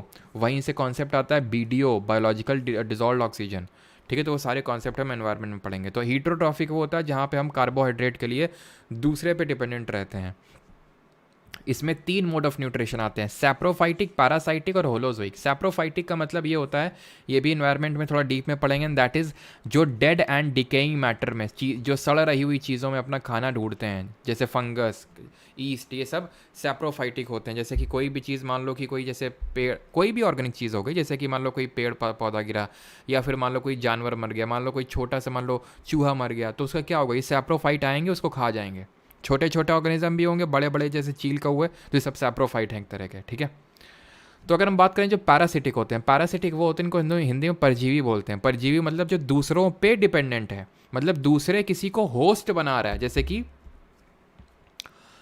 दूसरों पे पल रहा है। पैरासिटिक दूसरों पे पल रहा है, जैसे कैसकटा हो गई, अमर बेल जिसको हिंदी में बोलते हैं, दूसरों पे चढ़ के जाती है, ये दूसरों पे पलती बढ़ती है। जैसे कि हमने पढ़ा था निमैटोड के बारे में, ये फाइलम होता है plant kingdom, sorry animal kingdom का, निमैटोड, जिसको एस्चेलमेंथिस के नाम से जानते हैं। तो निमैटोड में क्या आते हैं? निमैटोड की किस तरह की बॉडी होती है? सिलेंड्रिकल। इसमें आते हैं राउंड वॉर्म, है ना, फाइलेरियल वॉर्म, एस्चैरिस होता है, वुशेरिया होता है, इसके एग्जाम्पल्स। ये क्या करते हैं? छोटी आंत में, स्मॉल इंटेस्टाइन में बैठते हैं, और जो हम खाना खाते हैं उसको अब्जॉर्ब करते हैं। तो इन्होंने हमारी स्मॉल इंटेस्टाइन को एज अ होस्ट बना रखा है, यानी पैरासिटिक है, परजीवी है, हमारी स्मॉल इंटेस्टाइन में छिप के रह रहे हैं ये, ठीक है। तो पैरासिटिक मोड ऑफ न्यूट्रिशन उनका है। हमारा ह्यूमंस का होलोजोइक है, अमीबा लोगों का भी होलोजोइक है, डॉग का भी होलोजोइक है। अब जैसे सैप्रोफाइट में फंगस या बैक्टीरिया लोग पता क्या करते हैं? जो भी इनके डाइजेस्टिव जूसेस होते हैं फेंक के मारते हैं बाहर, उसको तोड़ते हैं और फिर अंदर ले लेते हैं। होलोजोइक में क्या होता है? थैंक यू हो जाता है। होलोजोइक में ये होता है कि जो भी पूरा डाइजेशन होता है वो बॉडी के अंदर ही होता है, होलोजोइक मोड ऑफ न्यूट्रिशन में। होलोजोइक का जैसे मैं आपको एग्जांपल कोट करूं तो मैन में होता है क्या, या फिर अमीबा में कैसे होता है? अमीबा में तो ऐसे हम पढ़ चुके हैं, मैन में भी क्या होता है? तो खाना खाते हैं तो अंदर जाता है, अंदर ही पूरा, क्या डाउट आ रही है?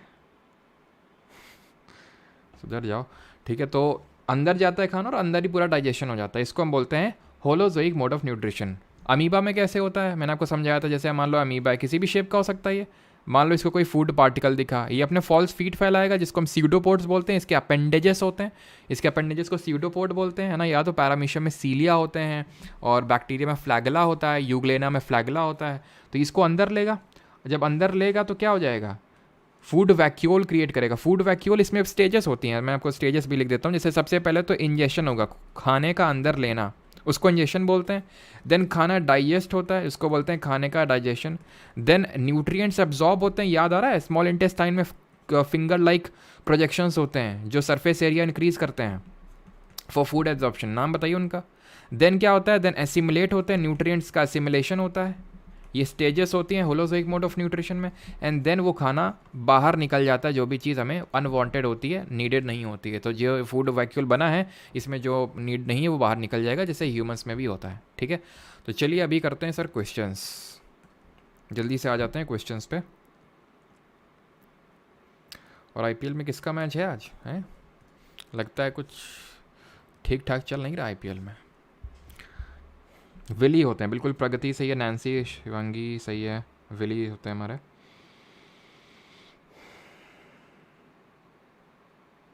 सर आप प्रॉपर नोट्स क्यों नहीं प्रोवाइड कर रहे? किस चीज़ के प्रॉपर नोट्स नहीं प्रोवाइड कर रहे? अच्छा, बैच में नहीं होंगे, ओके हर्ष। सही पकड़े हो तुम। 3 बार पढ़ने का मज़ा ही अलग है, क्या बात है, मज़े ले रहे हैं इसकी माँ का, मज़े ही मज़े। Which natural bioactive water soluble phenolic group is present in fruit, vegetable, grains and with red, purple, blue and black hues के मतलब क्या है? कलर्स। तो ये बोलते हैं इसको क्या? एंथोसाइनिन। ठीक है, ऑप्शन नंबर बी आंसर होगा। विच of the following nutrients is available mainly in apples? Apple में कौन सा होता है? तो एप्पल में, सेब में कौन सा न्यूट्रिएंट होता है? तो सेब में न्यूट्रिएंट होता है जिसको हम बोलते हैं पोटेशियम। पोटेशियम का सिंबल होता है के। ये लैटिन वर्ड से बना है कैलियम, हम केमिस्ट्री पढ़ेंगे तो उसमें देखेंगे। ठीक है, कैलियम। तो एप्पल्स में ये पोटेशियम होता है, और पोटेशियम, सोडियम पोटेशियम हमारे contraction and relaxation of muscles में भी हेल्प करते हैं, ध्यान रखना। Which of the following grains contains oryzenin? किस ग्रेन में आपको ओराइजिनिन देखने को मिलेगा? बार्ले में, वीट में, सोयाबीन में या फिर राइस में? तो ओराइजिन आपको देखने को मिलेगा राइस में, चावल में देखने को मिलेगा। ठीक है, तो ऑप्शन नंबर डी यहाँ पे सही आंसर हो जाएगा, ऑप्शन नंबर डी। ठीक है, ये एक तरह का ग्लूटेलिन, आपने सुना? ग्लूटेलिन नहीं सुना, चलो फिर रहने दो। ठीक है, चलो अगला है हमारा व्हाट हैपन्स। तो जो लोग का ग्लूटेन होता है ना, ग्लूटेन जो वीट में होता है, तो जिन लोगों को मतलब क्या होता है, कई लोग एलर्जी होती है ग्लूटेन से, तो उनके लिए रिकमेंड किया जाता है और राइजिन वाला है। ठीक है, rice. What happens to the guard cells when water flows into them? तो जब वाटर फ्लो कर जाता है तो उसमें क्या हो जाता है? तो मैंने अभी आपको बताया था, जैसे कि ये गार्ड सेल्स हैं, इसमें आपका वाटर चला जाएगा तो फूल जाएंगे, फूल के ऐसे हो जाएंगे, ये टर्जिड हो जाएंगे, और जब टर्जिड हो जाएंगे तो ये खुल जाएंगे, ओपन हो जाएंगे। जब बेचारों में पानी नहीं होगा तो सिकुड़ जाएंगे, ये क्लोजिंग हो जाएगी इसकी। तो आंसर क्या होगा? तो जब guard cells and water flows into them they open, option number B, stomatal pores open. चलो आगे बढ़ते हैं। Plants that are adaptive to live under plenty of sunlight, जो बहुत सारी सनलाइट में, प्लेंटी ऑफ सनलाइट मिलती है, उसमें अडेप्टेड है रहने के लिए, तो उनको क्या बोलते हैं? जीरोफाइट्स? नहीं, जीरोफाइट्स तो वो होते हैं जो डेजर्ट्स में रहने के कैपेबल होते हैं, हीलियोफाइट्स होते हैं। अच्छा, हेलोफाइट से कंफ्यूज मत करना। हेलो वर्ड जहाँ भी दिख जाए तुमको, जहाँ भी हेलो वर्ड दिख जाए, इसका लेना और देना होता है सॉल्टीनेस से। तो भाई जो प्लांट सॉल्ट में रहने, जैसे कि जो एग्जाम्पल कोट करोगे, कौन से प्लांट होंगे ये? याद आ रहा आपको कि तटों में, यानी कि यहाँ पे हमें किस तरह के प्लांट्स देखने को मिलते हैं? तो याद अगर आपको आ रहा हो तो मैंने बताया था ज्योग्राफी में, मैनग्रूव्स होते हैं, मैनग्रूव वन। तो ये सॉल्ट टॉलरेंट प्लांट होते हैं, जो सॉल्ट टॉलरेंट होते हैं वो होते हैं हेलोफाइट्स, उनको बोलते हैं। ठीक है, the leaves have a green pigment called as dash which helps leaves to capture the energy from the sunlight. तो क्या होता है जो सनलाइट कैप्चर करने में हेल्प करता है, तो उसको हम क्या बोलते हैं? Chlorophyll, option number B. Which plant tissue is responsible for the transportation of water minerals from the soil to the stems? आसान है, जाइलम। पैरेन्काइमा क्या करता है? ये क्या है? कॉम्प्लेक्स प्लांट टिश्यू है, कॉम्प्लेक्स परमानेंट टिश्यू है। ठीक है, एंड पैरेन्काइमा क्या करता है? फूड स्टोरेज करता है।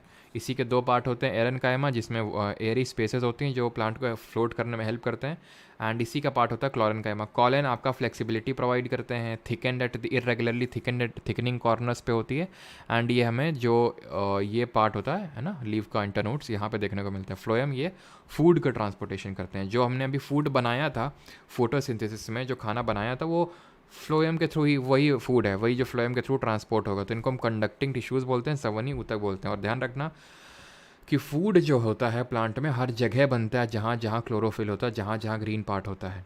ठीक है, जैसे कि अगर मान लो कोई फल है, फल हरे कलर का है, ग्रीन है ना, वहाँ भी फोटोसिंथेसिस होगा। तना है, स्टेम, जहाँ भी, ऐसा नहीं सिर्फ पत्तियों में ही फोटोसिंथेसिस होता है। विच of the following is the ultimate source of energy for all living organisms? सभी के लिए अल्टीमेट सोर्स ऑफ एनर्जी क्या है? सन है, ऑब्वियस सी बात है। सन नहीं होगा तो फोटोसिंथेसिस नहीं होगा, फोटोसिंथेसिस नहीं होगा तो फिर प्लांट अपना खाना नहीं बनाएंगे, तो फिर हमें कहाँ से खाना मिलेगा? दी मोड ऑफ, बोलोगे हम जानवरों को मार के खा लेंगे, हम नॉन वेजिटेरियन, तो जानवर कहाँ से खाएंगे फिर? The mode of nutrition in which organism make food themselves from simple substances? खुद के लिए खाना बनाते हैं सिंपल सब्सटेंसेस से, खुद के लिए खाना बनाते हैं, दैट मीन्स ऑटोट्रॉफिक होंगे। जो हमारे ये सैप्रोट्रॉफिक है, तो हीट्रोट्रॉफिक का ही है ना पार्ट, ऑप्शन नंबर ए सही आंसर होगा। Question number 10, plants require nutrients for the growth which can be supplied through? तो सॉइल एंड एयर ओनली? नहीं, सॉइल, वाटर एंड एयर। ठीक है, तो वाटर एयर सबसे मिलता है, soil water air. Water comes out of the leaves in the form of vapour by the process called as creepers transportation, venation या फिर transpiration, तो मैंने आपको बताया था इसको बोलते हैं क्या, vapours, form of vapours by process, तो ये लीव्स के थ्रू निकलता है, इसको ट्रांसपीरेशन बोलते हैं, स्वेद। मैंने आपको बताया था कहाँ से निकलता है, स्टोमेटा से निकलता है। और जो हमारा हाइडाथोड होता है, हाइडाथोड से गटेशन बोलते हैं जो रात में होता है। 12th, the broad green part of the leaf is called as, broad green part of the leaf is called as, इसको बोलते हैं वेन्स। तो यार ये होती हैं वेन्स, तो तुम्हारी लीव्स में ये होती है ना, ये वेन्स होती हैं। और वेन्स में कौन से टाइप ऑफ प्लांट टिश्यूज़ होते हैं जरा बताइए, कॉम्प्लेक्स, कॉम्प्लेक्स नहीं, सिंपल होते हैं वो। तो आंसर क्या होगा, लैमिना बोलते हैं उसको। और वेन्स में होता है तुम्हारा स्क्लेरेनकाइमा, स्क्लेरेनकाइमा होता है वेन्स में। अगला है the green plants in terrestrial ecosystem capture, terrestrial ecosystem का मतलब होता है जो ज़मीन वाला है, पानी वाला नहीं, ज़मीन वाला। अबाउट द परसेंटेज, कितना कैप्चर करते हैं, तो मैंने बताया था मैक्सिमम 1% कैप्चर करते हैं ये। 14th, nuts, vegetable oil and fish are good sources of which of the following, तो जो नट्स होते हैं, वेजिटेबल ऑयल, फिश, ये सब अच्छे सोर्स होते हैं, कार्ब, मिनरल, हेल्दी फैट या फिर प्रोटीन। तो ये सारे हेल्दी फैट के अच्छे ऑप्शंस होते हैं। ऑप्शन नंबर सी यहाँ पे सही आंसर होगा। प्रोटीन तो आपको वही, जैसे मैंने बताया एग वाइट हो गया, या फिर नॉन वेजिटेरियन हमारे कुछ सोर्सेज होते हैं, सोयाबीन हो गया, उसमें काफ़ी अच्छा मिलता है। विच nutrient is chlorella rich in, chlorella क्या होता है हमारे एक तरह का, कौन सा तरह का एल्गे होता है। और एल्गे मैंने आपको बता दिया अभी कि एल्गे में भी फोटोसिंथेसिस होता है आपका, तो ये आपका प्रोवाइड करता है प्रोटीन। रफेज मैंने आपको बताया था, जिनको डाइटरी फाइबर्स के नाम से भी जानते हैं, ये क्या करते हैं, ये एज सच कोई बड़ा मेजर रोल नहीं है, लेकिन रोल तो इनका अच्छा खासा है। एंड दैट इज़ जो भी खाना है वो हमारी आंतों में चिपके नहीं, पेट में, मतलब आंतों से यानी स्मॉल इंटेस्टाइन, स्टमक से आराम से एकदम मक्खन की तरह एकदम निकले, ठीक है। That is called as fibre roughage, ये इनका मेन काम होता है, ताकि स्मूदनिंग प्रोवाइड करना स्मॉल इंटेस्टाइन की। तो ये हमें फाइबर भी खाने जो होता है ना, जैसे हम मान लो फ्रूट जूस पीते हैं, तो बोला जाता है कि फ्रूट को अगर ऐसे ही हम कंज्यूम करेंगे ज़्यादा अच्छा, ज़्यादा देन फ्रूट जूस पिएं। रीज़न उसका ये है कि फ्रूट जूस में सिर्फ फ्रूट शुगर ही आई, फ्रक्टोज ही आई, और बाकी जो शुगर थोड़ी बहुत है सुक्रोज और ग्लूकोज। लेकिन जब हम पूरा फ्रूट खाते हैं तो उसमें फाइबर भी मिलता है, क्योंकि वो जो बाकी का जो हम फेंक देते हैं जूस के बाद, तो उसमें फाइबर होता है वो, ठीक है। क्लोरेला की अगर बात करें तो एक तरह का ग्रीन एल्गे होता है ना, हरा शैवाल होता है ग्रीन एल्गे। अगला है हमारा iron, iodine and zinc can be considered as which of the following. हाँ, धोखने में काम आता है क्या, ढोकने में काम आता है, समझा नहीं मैं।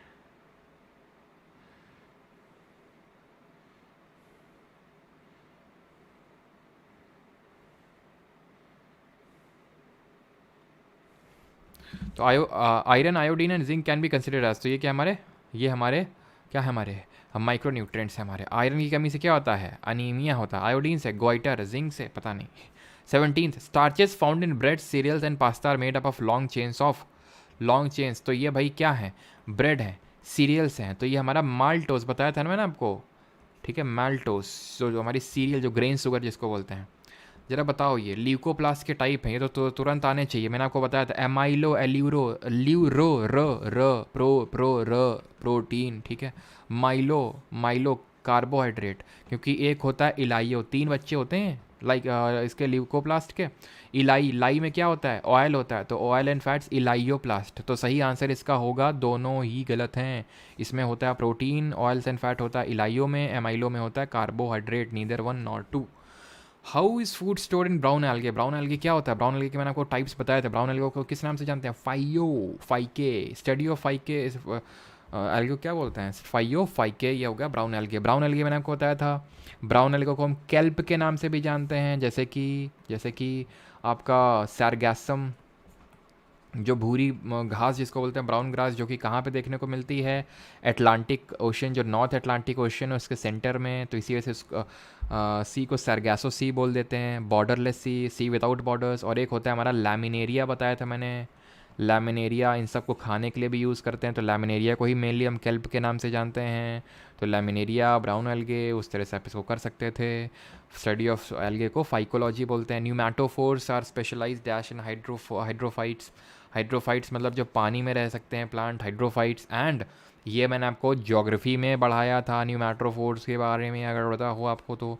कब मैंने आपको बताया था कि यहाँ पे जो हमारा जो सुंदरबन डेल्टा होता है या फिर ऑल अलोंग दी कोस्ट, हमें मैनग्रूव फॉरेस्ट देखने को मिलते हैं, जिनको लिटोरल स्वैम्प फॉरेस्ट के नाम से भी जानते हैं। यहाँ के जो मैनग्रूव फॉरेस्ट हैं उनको सुंदरबन फॉरेस्ट के नाम से जानते हैं, बिकॉज सुंदरी ट्री पाए जाते हैं। सुंदरबन डेल्टा बोलते हैं यहाँ पे जो मेघना जो गंगा और ब्रह्मपुत्रा मिल के बनाती हैं सबसे बड़ा विश्व का डेल्टा, तो इसको सुंदरबन डेल्टा इसीलिए बोलते हैं बिकॉज इन मैनग्रूव फॉरेस्ट में सुंदरी ट्री पाए जाते हैं, और वो सुंदरी ट्री के जो सुंदरबन नाम पड़ा। ये सुंदरी जो ट्री होते हैं या फिर कोई भी जो मैनग्रूव होते हैं, क्योंकि पानी के अंदर रहते हैं तो ये अपनी जो रूट्स होते हैं उनको बाहर निकाल लेते हैं सांस लेने के लिए, उनको बोलते हैं न्यूमैटोफोर्स। ठीक है, तो एक तरह की रूट्स होती हैं, ऑप्शन नंबर बी। और ये हमारे कैसे होते हैं, विवी पैरस इन नेचर होते हैं, यानी अपने सीड को जो है अपने रखे रखे रखे रखे पूरा जर्मिनेट कर लेते हैं अपने साथ में रखे रखे ही। 21 at least dash of the carbon dioxide fixation on earth is carried out by algae through photosynthesis. तो एल्गेज लोग जो हैं कितना at least dash of the carbon, ठीक है, तो ये रफली हाफ 50% जो है लगभग फिक्सेशन कार्बन डाइऑक्साइड का एल्गे करते हैं। फिक्सेशन का मतलब है CO2 लेना, देन खाना बनाना, देन O2 रिलीज़ करना, इसको फिक्सेशन बोलते हैं। ठीक है, I think nutrition and plant के आप सारे इतने सारे क्वेश्चन कर पाएंगे। ठीक है, ये क्वेश्चन भी कर ही पाएंगे। लाइट इंडिपेंडेंट रिएक्शन कौन सी होती है, कौन सी होती कौन सी होती कौन सी होती कैल्विन साइकिल होती है। ठीक है, कैल्विन साइकिल है ना, कर्ब साइकिल अलग होती है। तो ये सारे क्वेश्चन आप आई थिंक कर पाएंगे। अब न्यूट्रिशन एंड एनिमल्स के कुछ क्वेश्चन देख लेते हैं। करंट अफेयर का क्लास नोट कब मिलेगा सर? अभी अपलोड हुए नहीं क्या? मैगज़ीन तो आपकी अपलोड हो गई है सर एंड मैम, जितने लोग करंट अफेयर वाले कोर्स में हैं मैगज़ीन आपकी अपलोड हो चुकी है मार्च महीने वाली। और इस बार आपको कुछ अलग बढ़िया फीचर देखने को भी मिलेगा, आखिरी में देखिएगा मैगज़ीन के। सर मुझे प्रोटीन दिला दो बेटा हिटलर। तुझे प्रोटीन क्या, तुझे मैं बहुत कुछ दूंगा, तू आ तो एक बार। प्रोटीन के अलावा बहुत कुछ देंगे तुमको, आओ। Which essential macronutrient plays a clear role in the synthesis, storage and secretion of insulin in the hexameric form as well as in the conformational integrity of insulin? Zinc, fluoride, selenium, F, phosphorus। सही answer होगा essential micro, ठीक है, तो ये phosphorus होगा, option number D. ठीक है, insulin के स्टोरेज और सेक्रेशन में जो हेल्प करता है दैट इज़ फॉस्फोरस। और इंसुलिन हमें पता है ये कौन सा ग्लैंड हमारा हार्मोन रिलीज करता है, इंसुलिन?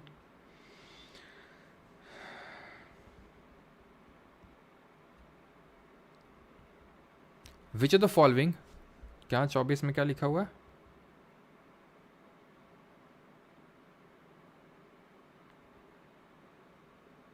लाइट इंडिपेंडेंट होगा यार ये। ठीक है, the dash is the term used for the reaction of photosynthesis and G stored by the,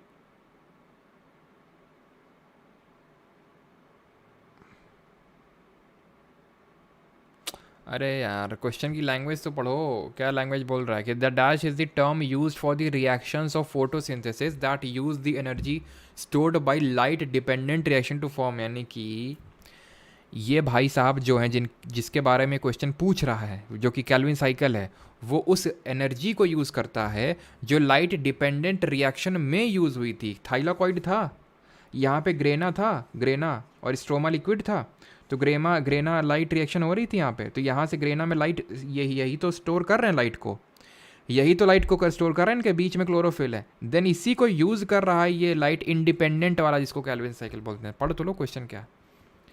ठीक है, तो ये हो गया। Which of the following was the first B vitamin? तो फर्स्ट देखो, यही आई थिंक ये CPO में पूछा गया था, यही सेम क्वेश्चन सीजीएल मेन से पूछा गया 2022 में। तो विटामिन B1 होगा, B1 मतलब थायमिन, दूसरा राइबोफ्लेविन है ना। फोलिक एसिड कौन सा विटामिन है जरा बताओ? Folic acid. Select the incorrect statement with regards to vitamin, vitamin के संबंध में कौन सा यहाँ पे गलत है ये आपको बताना है। Plants can synthesize almost all vitamin, सही, ऑलमोस्ट ज़्यादातर विटामिन से खुद बना लेते हैं। विटामिन आर ऑर्गेनिक कंपाउंड, ये भी सही है। Some bacteria in the gut do not produce vitamin. Some bacteria in the gut do produce vitamin. कैसी बात कर रहे हो तुम? Most of our vitamins cannot get synthesized in sufficient amount in our body. बिल्कुल ज़्यादातर vitamins हमारे synthesize नहीं हो पाते हैं, लेकिन कुछ बैक्टीरिया होते हैं जो हमारे गट्स में, मैंने आपको बताया था ना, बैक्टीरिया हर जगह हैं, गुड भी हैं बैड भी हैं। वायरस तो बैड ही बैड हैं, लेकिन बैक्टीरिया गुड भी हैं बैड भी हैं, तो गुड बैक्टीरिया होते हैं गट में। Which is the most important health benefit of vitamin D? Vitamin D मतलब रेटिनॉल, सॉरी कैल्सीफ्रॉल बोलेंगे इसके केमिकल नेम को। कमी होगी तो बोन्स वीक हो जाएंगी। बोन्स कहाँ पे हैं? Option number A. ठीक है, ऑस्टियोपोरोसिस, सॉफ्ट बोन्स हो जाती है। मैगजीन्स के लास्ट में मॉडल्स ऐड हुई हैं क्या? अमन जायसवाल, तुम्हारी उम्मीदें जो हैं ऐसी ही हैं कुछ, है ना? देखना एक बार कौन सी मॉडल की फ़ोटो ऐड हुई है। The food component present in sugar, fats, vitamin, carbohydrates, protein. तुम कहो तो करवा दें, बताओ। अगली बार से करवा दें क्या, बताओ। बीच बीच में कोट को हटा के वही सारी चीज़ें करवा दें हैं, कुछ और ही मैगजीन बना दें फिर उसको। The food component present in sugar, क्या होता है शुगर में? Fat, vitamin, carbs and proteins. तो कार्बोहाइड्रेट तो शुगर होती हैं तीन तरह, दो तरह की होती है, सिंपल और कॉम्प्लेक्स। सिंपल मतलब मोनोसैकेराइड, और कॉम्प्लेक्स में ऑलिगो और पॉली, ठीक है, सॉरी डाइसैकेराइड और पॉलीसैकेराइड। अगला क्वेश्चन है, milk, seafood, nuts, whole grains contain high amounts of which mineral that supports the bone health and our bodies repair process. तो क्या होता है, बहुत ज़्यादा होता है इसमें हमारी बोन हेल्थ। तो बोन हेल्थ मैंने बताया था, बोन का जो मैट्रिक्स बना होता है वो किसका बना होता है? कैल्शियम एंड फॉस्फोरस का। याद आ रहा है आपको कि भाई जैसे हमारा बोन एक कनेक्टिव टिश्यू है, तो जो कनेक्टिव टिश्यू होता है उनका, तो जो कनेक्टिव टिश्यू होता है उनका हमने पढ़ा था डिफरेंट तरह के होते हैं। ब्लड भी होता है, लिम्फ भी होता है, बोन भी होता है, कार्टिलेज भी होता है, लिगामेंट भी होता है, टेंडन भी होता है। तो जो हमारा डिपेंड करता, कार्टिलेज भी होता है, तो वो डिपेंड करता है मैट्रिक्स किसका बना हुआ है। तो कैल्शियम और फॉस्फोरस का मैट्रिक्स बना होता है बोन में। कितनी बोन होती है जरा बताओ सुबह उठने पे? Which of the following vitamin prevent major birth defects of the brain and spine of a newborn baby. तो निम्नलिखित में से कौन सा वाइटामिन नवजात शिशु के मस्तिष्क और रीढ़ की हड्डी में प्रमुख रूप से दोषों को रोकता है? तो विटामिन ए, जो हमें स्प्राउट, जो अंकुरित चने होते हैं उसमें देखने, अंकुरित जो चीज़ें होती हैं उसमें देखने को मिलता है, ठीक है, स्प्राउट्स, विटामिन ए।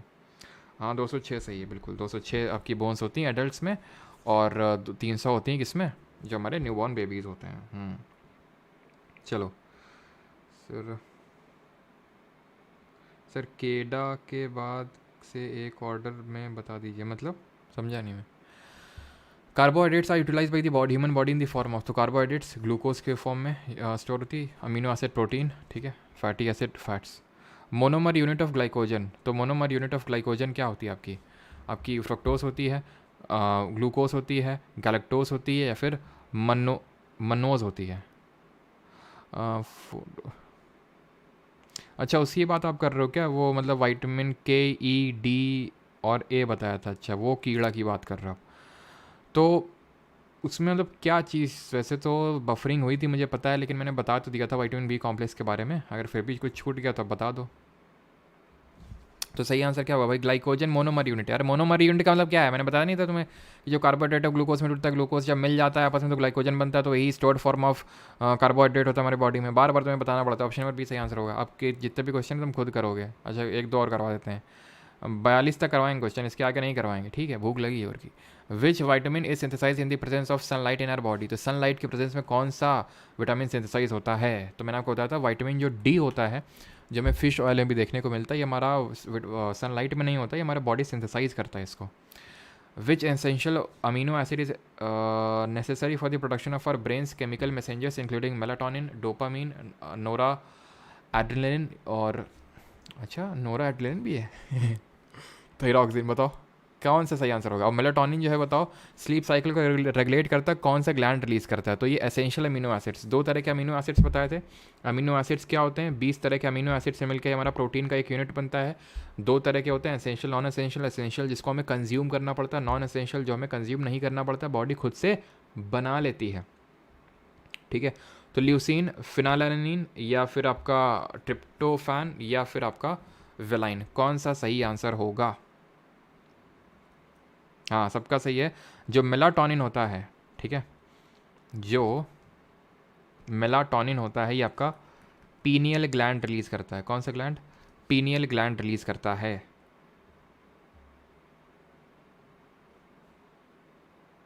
ठीक। तो इसका सही आंसर क्या होगा? Essential amino acid. तो ल्यूसीन आपका एसेंशियल अमीनो एसिड तो होता है, लेकिन ये जो चीज़ पूछा है उसमें ज़रूरी नहीं होता है, ये फिलानीन इसका सही आंसर होगा, ठीक है, फिनाइलानीन, ऑप्शन नंबर बी। एक क्वेश्चन और करो जल्दी से, टोटल 43 करेंगे। तो प्रोटीन रिच फूड क्या होगा इसमें? वीट, लेमन, एग वाइट, या फिर बटर एंड चीज़? तो प्रोटीन रिच फूड की अगर बात करें तो एग वाइट होगा हमारा। जो एग यॉक होता है, जो कि येलो पार्ट होता है, जिस जो येलो एंथोसाइनिन की वजह से होता है, एंथोसाइनिन, तो वो एक्चुअल में उसमें गुड कोलेस्ट्रॉल होता है। तो यहाँ पे सही आंसर होगा सी। फैट रिच फूड की अगर हम बात करें तो बटर एंड चीज़ होगा, जो हमें ज़्यादा कंज्यूम नहीं करना चाहिए। कार्बोहाइड्रेट रिच फूड की बात करेंगे तो वीट, और इसमें कौन सी शुगर होगी? एंड विटामिन बी, क्योंकि ये सिट्रस फ्रूट है ना। सी, डी, ए, बी, सी, ठीक है, और इसमें वीट में सीरियल है ना, तो माल्टोस होगी। Vitamins and minerals are helpful for which of the following, तो किस में हेल्प करते हैं? Proper breathing, sweating, fat storage, या फिर कैरी आउट मेटाबॉलिक रिएक्शंस, तो मेटाबॉलिक रिएक्शंस आंसर होगा। And the last question is as per the dietary guidelines recommended by the doctors, the RDA for cholesterol intake in healthy adults and children above 4 years of age is dash milligram per day। तो ज़रा बताइए कि क्या होगा सही answer. 300 milligram per day, option number D. RDA का मतलब होता है रिकमेंडेटरी डाइटरी अलावेंस। कमेंट में बताइए कितनी कैलोरी, अगर हमने इकोनॉमिक्स में पढ़ा था जो अलग कमिटी बनी थी उसने एक कैलोरी बेस्ड पॉवर्टी लाइन दी थी, तो कितने कैलोरी अगर कंज्यूम कोई करता है उतने एक, मतलब वो आप बताइए मुझे थ्रेशोल्ड, रूरल और अर्बन वाला। अब जितने क्वेश्चन आप खुद से करेंगे, ठीक है, आसान से हैं सारे, हो जाएंगे आराम से, ठीक है। चलिए, तो वो हम लोगों ने पढ़ा था, क्या मैंने क्वेश्चन पूछा यार, हाँ, तो वो होता है 2400 कैलोरी रूरल के लिए, क्योंकि ज़्यादा कैलोरी की इनटेक होती है बिकॉज फिजिकल वर्क ज़्यादा होता है, और 2100 कैलोरी होता है अर्बन के लिए, अर्बन में जो लोग रहते हैं शहरों में, ठीक है। बाकी ये क्वेरी नंबर है, ठीक है, जिसको अगर बैच वैच लेना हो तो एक क्वेरी नंबर पे मैसेज कर सकता है। बाकी एक और क्वेरी नंबर है, अगर इस पर ना हो, कॉलिंग फैसिलिटी भी आपको जल्दी मिल जाएगी 1-2 दिन के अंदर ही, तो आप कॉल वॉल करके भी डाउट पूछ सकते हैं, ठीक है। 9235798380। और जो करंट अफेयर का जो कोर्स है, ठीक है, वैसे तो अगर आप इस कोर्स में एनरोल होते हो तो करंट अफेयर के जो हैंड रिटन नोट्स हैं, PDF तो करंट अफेयर की परमार SSC टेलीग्राम पर डली जाती है, हैंड रिटन नोट्स मिल जाएंगे। लेकिन अगर आपको मैगज़ीन वगैरह चाहिए तो अलग से फिर कोर्स है, क्योंकि यार उसमें जब मैगज़ीन देखोगे तो खुद ही पता चल जाएगा किस लेवल की मैगज़ीन है। एंड बाकी जो लोग बैच में हैं तो वो जब करंट अफेयर का कोर्स में एनरोल करेंगे तो SSC कोड का यूज़ करेंगे to get a special discount, ठीक है। करंट अफेयर के कोर्स में आपकी जो मंथली मैगज़ीन है, अभी 6 महीने का ऑप्शन नहीं है, मैं 6 महीने वाला भी ऑप्शन उसमें इनेबल करवा दूंगा, तो 6 महीने वाला ऑप्शन भी हो जाएगा उसमें। एंड मार्च महीने की मैगज़ीन डल चुकी है उसमें, ठीक है। चलिए, थैंक यू सभी को। बाकी मिलते हैं कल with the last class of biology, जिसमें कि हमारा मिसलेनियस टॉपिक होगा, दैट इज़ जो भी हमारी कुछ चीज़ें छोटी छोटी बच गई हैं, जैसे कि एक हमारा जेनेटिक वाला कंपोनेंट बच गया है, जिसमें हमारा टूथ दांतों वाला बच गया है, तो वो सारी चीज़ें जो हैं कल आखिरी जो लेक्चर होगा उसमें देखेंगे, ठीक है। Medieval history theory based one shot भी ला दो सर प्लीज़। सूरज भारद्वाज जी, यार अभी तो नहीं आएगा, अब वो CGL से पहले आएगा, CGL के लिए, ठीक है। अभी तो आपको उसी से काम चलाना पड़ेगा।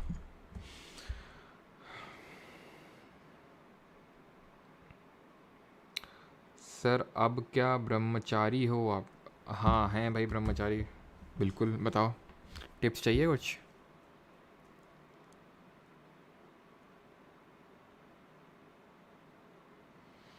कंप्यूटर का वो कंप्यूटर करवाओगे ना? कंप्यूटर तो नहीं होगा यार, ठीक है, कंप्यूटर तो नहीं होगा। कंप्यूटर का मैंने बोला भी नहीं था ना, बैच मैंने शुरू करने से पहले ही बोल दिया था भाई कंप्यूटर नहीं है इस बैच में। GK है सारा, साइंस है सारा कुछ, करंट अफेयर है सारा कुछ।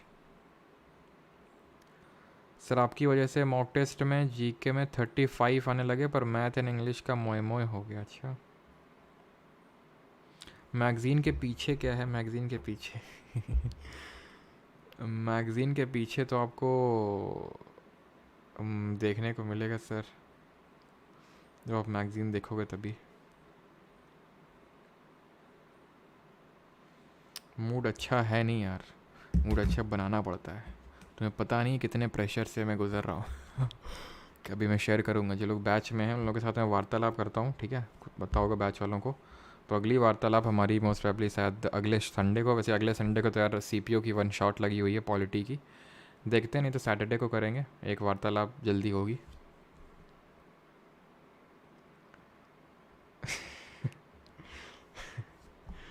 चलो भाई, थैंक यू सभी को। लंबा है कोर्स, लंबा है कोर्स, लंबा नहीं है बेटा, बहुत छोटा है कोर्स।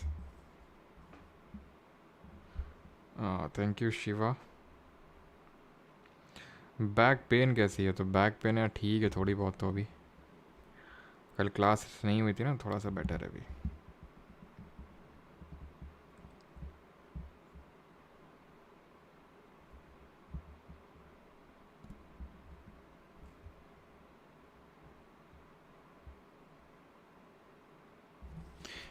नंबर क्वेश्चन, 18 नंबर में क्या कुछ डाउट है क्या? कहाँ पे हम लोग? 40 सही है, ये कौन सा है? 21 है, तो 18।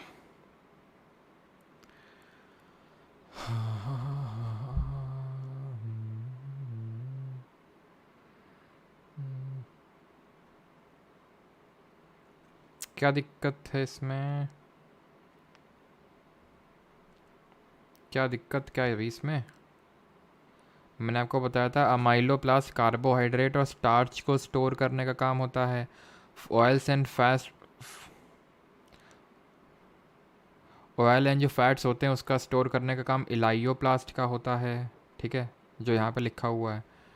और एल्यूरो का होता है आपका प्रोटीन का, सिंपल, ठीक है। थैंक यू सभी को, मिलते हैं कल आखिरी क्लास के साथ एंड फिर हमारा चालू होगा अगला टॉपिक। Thank you.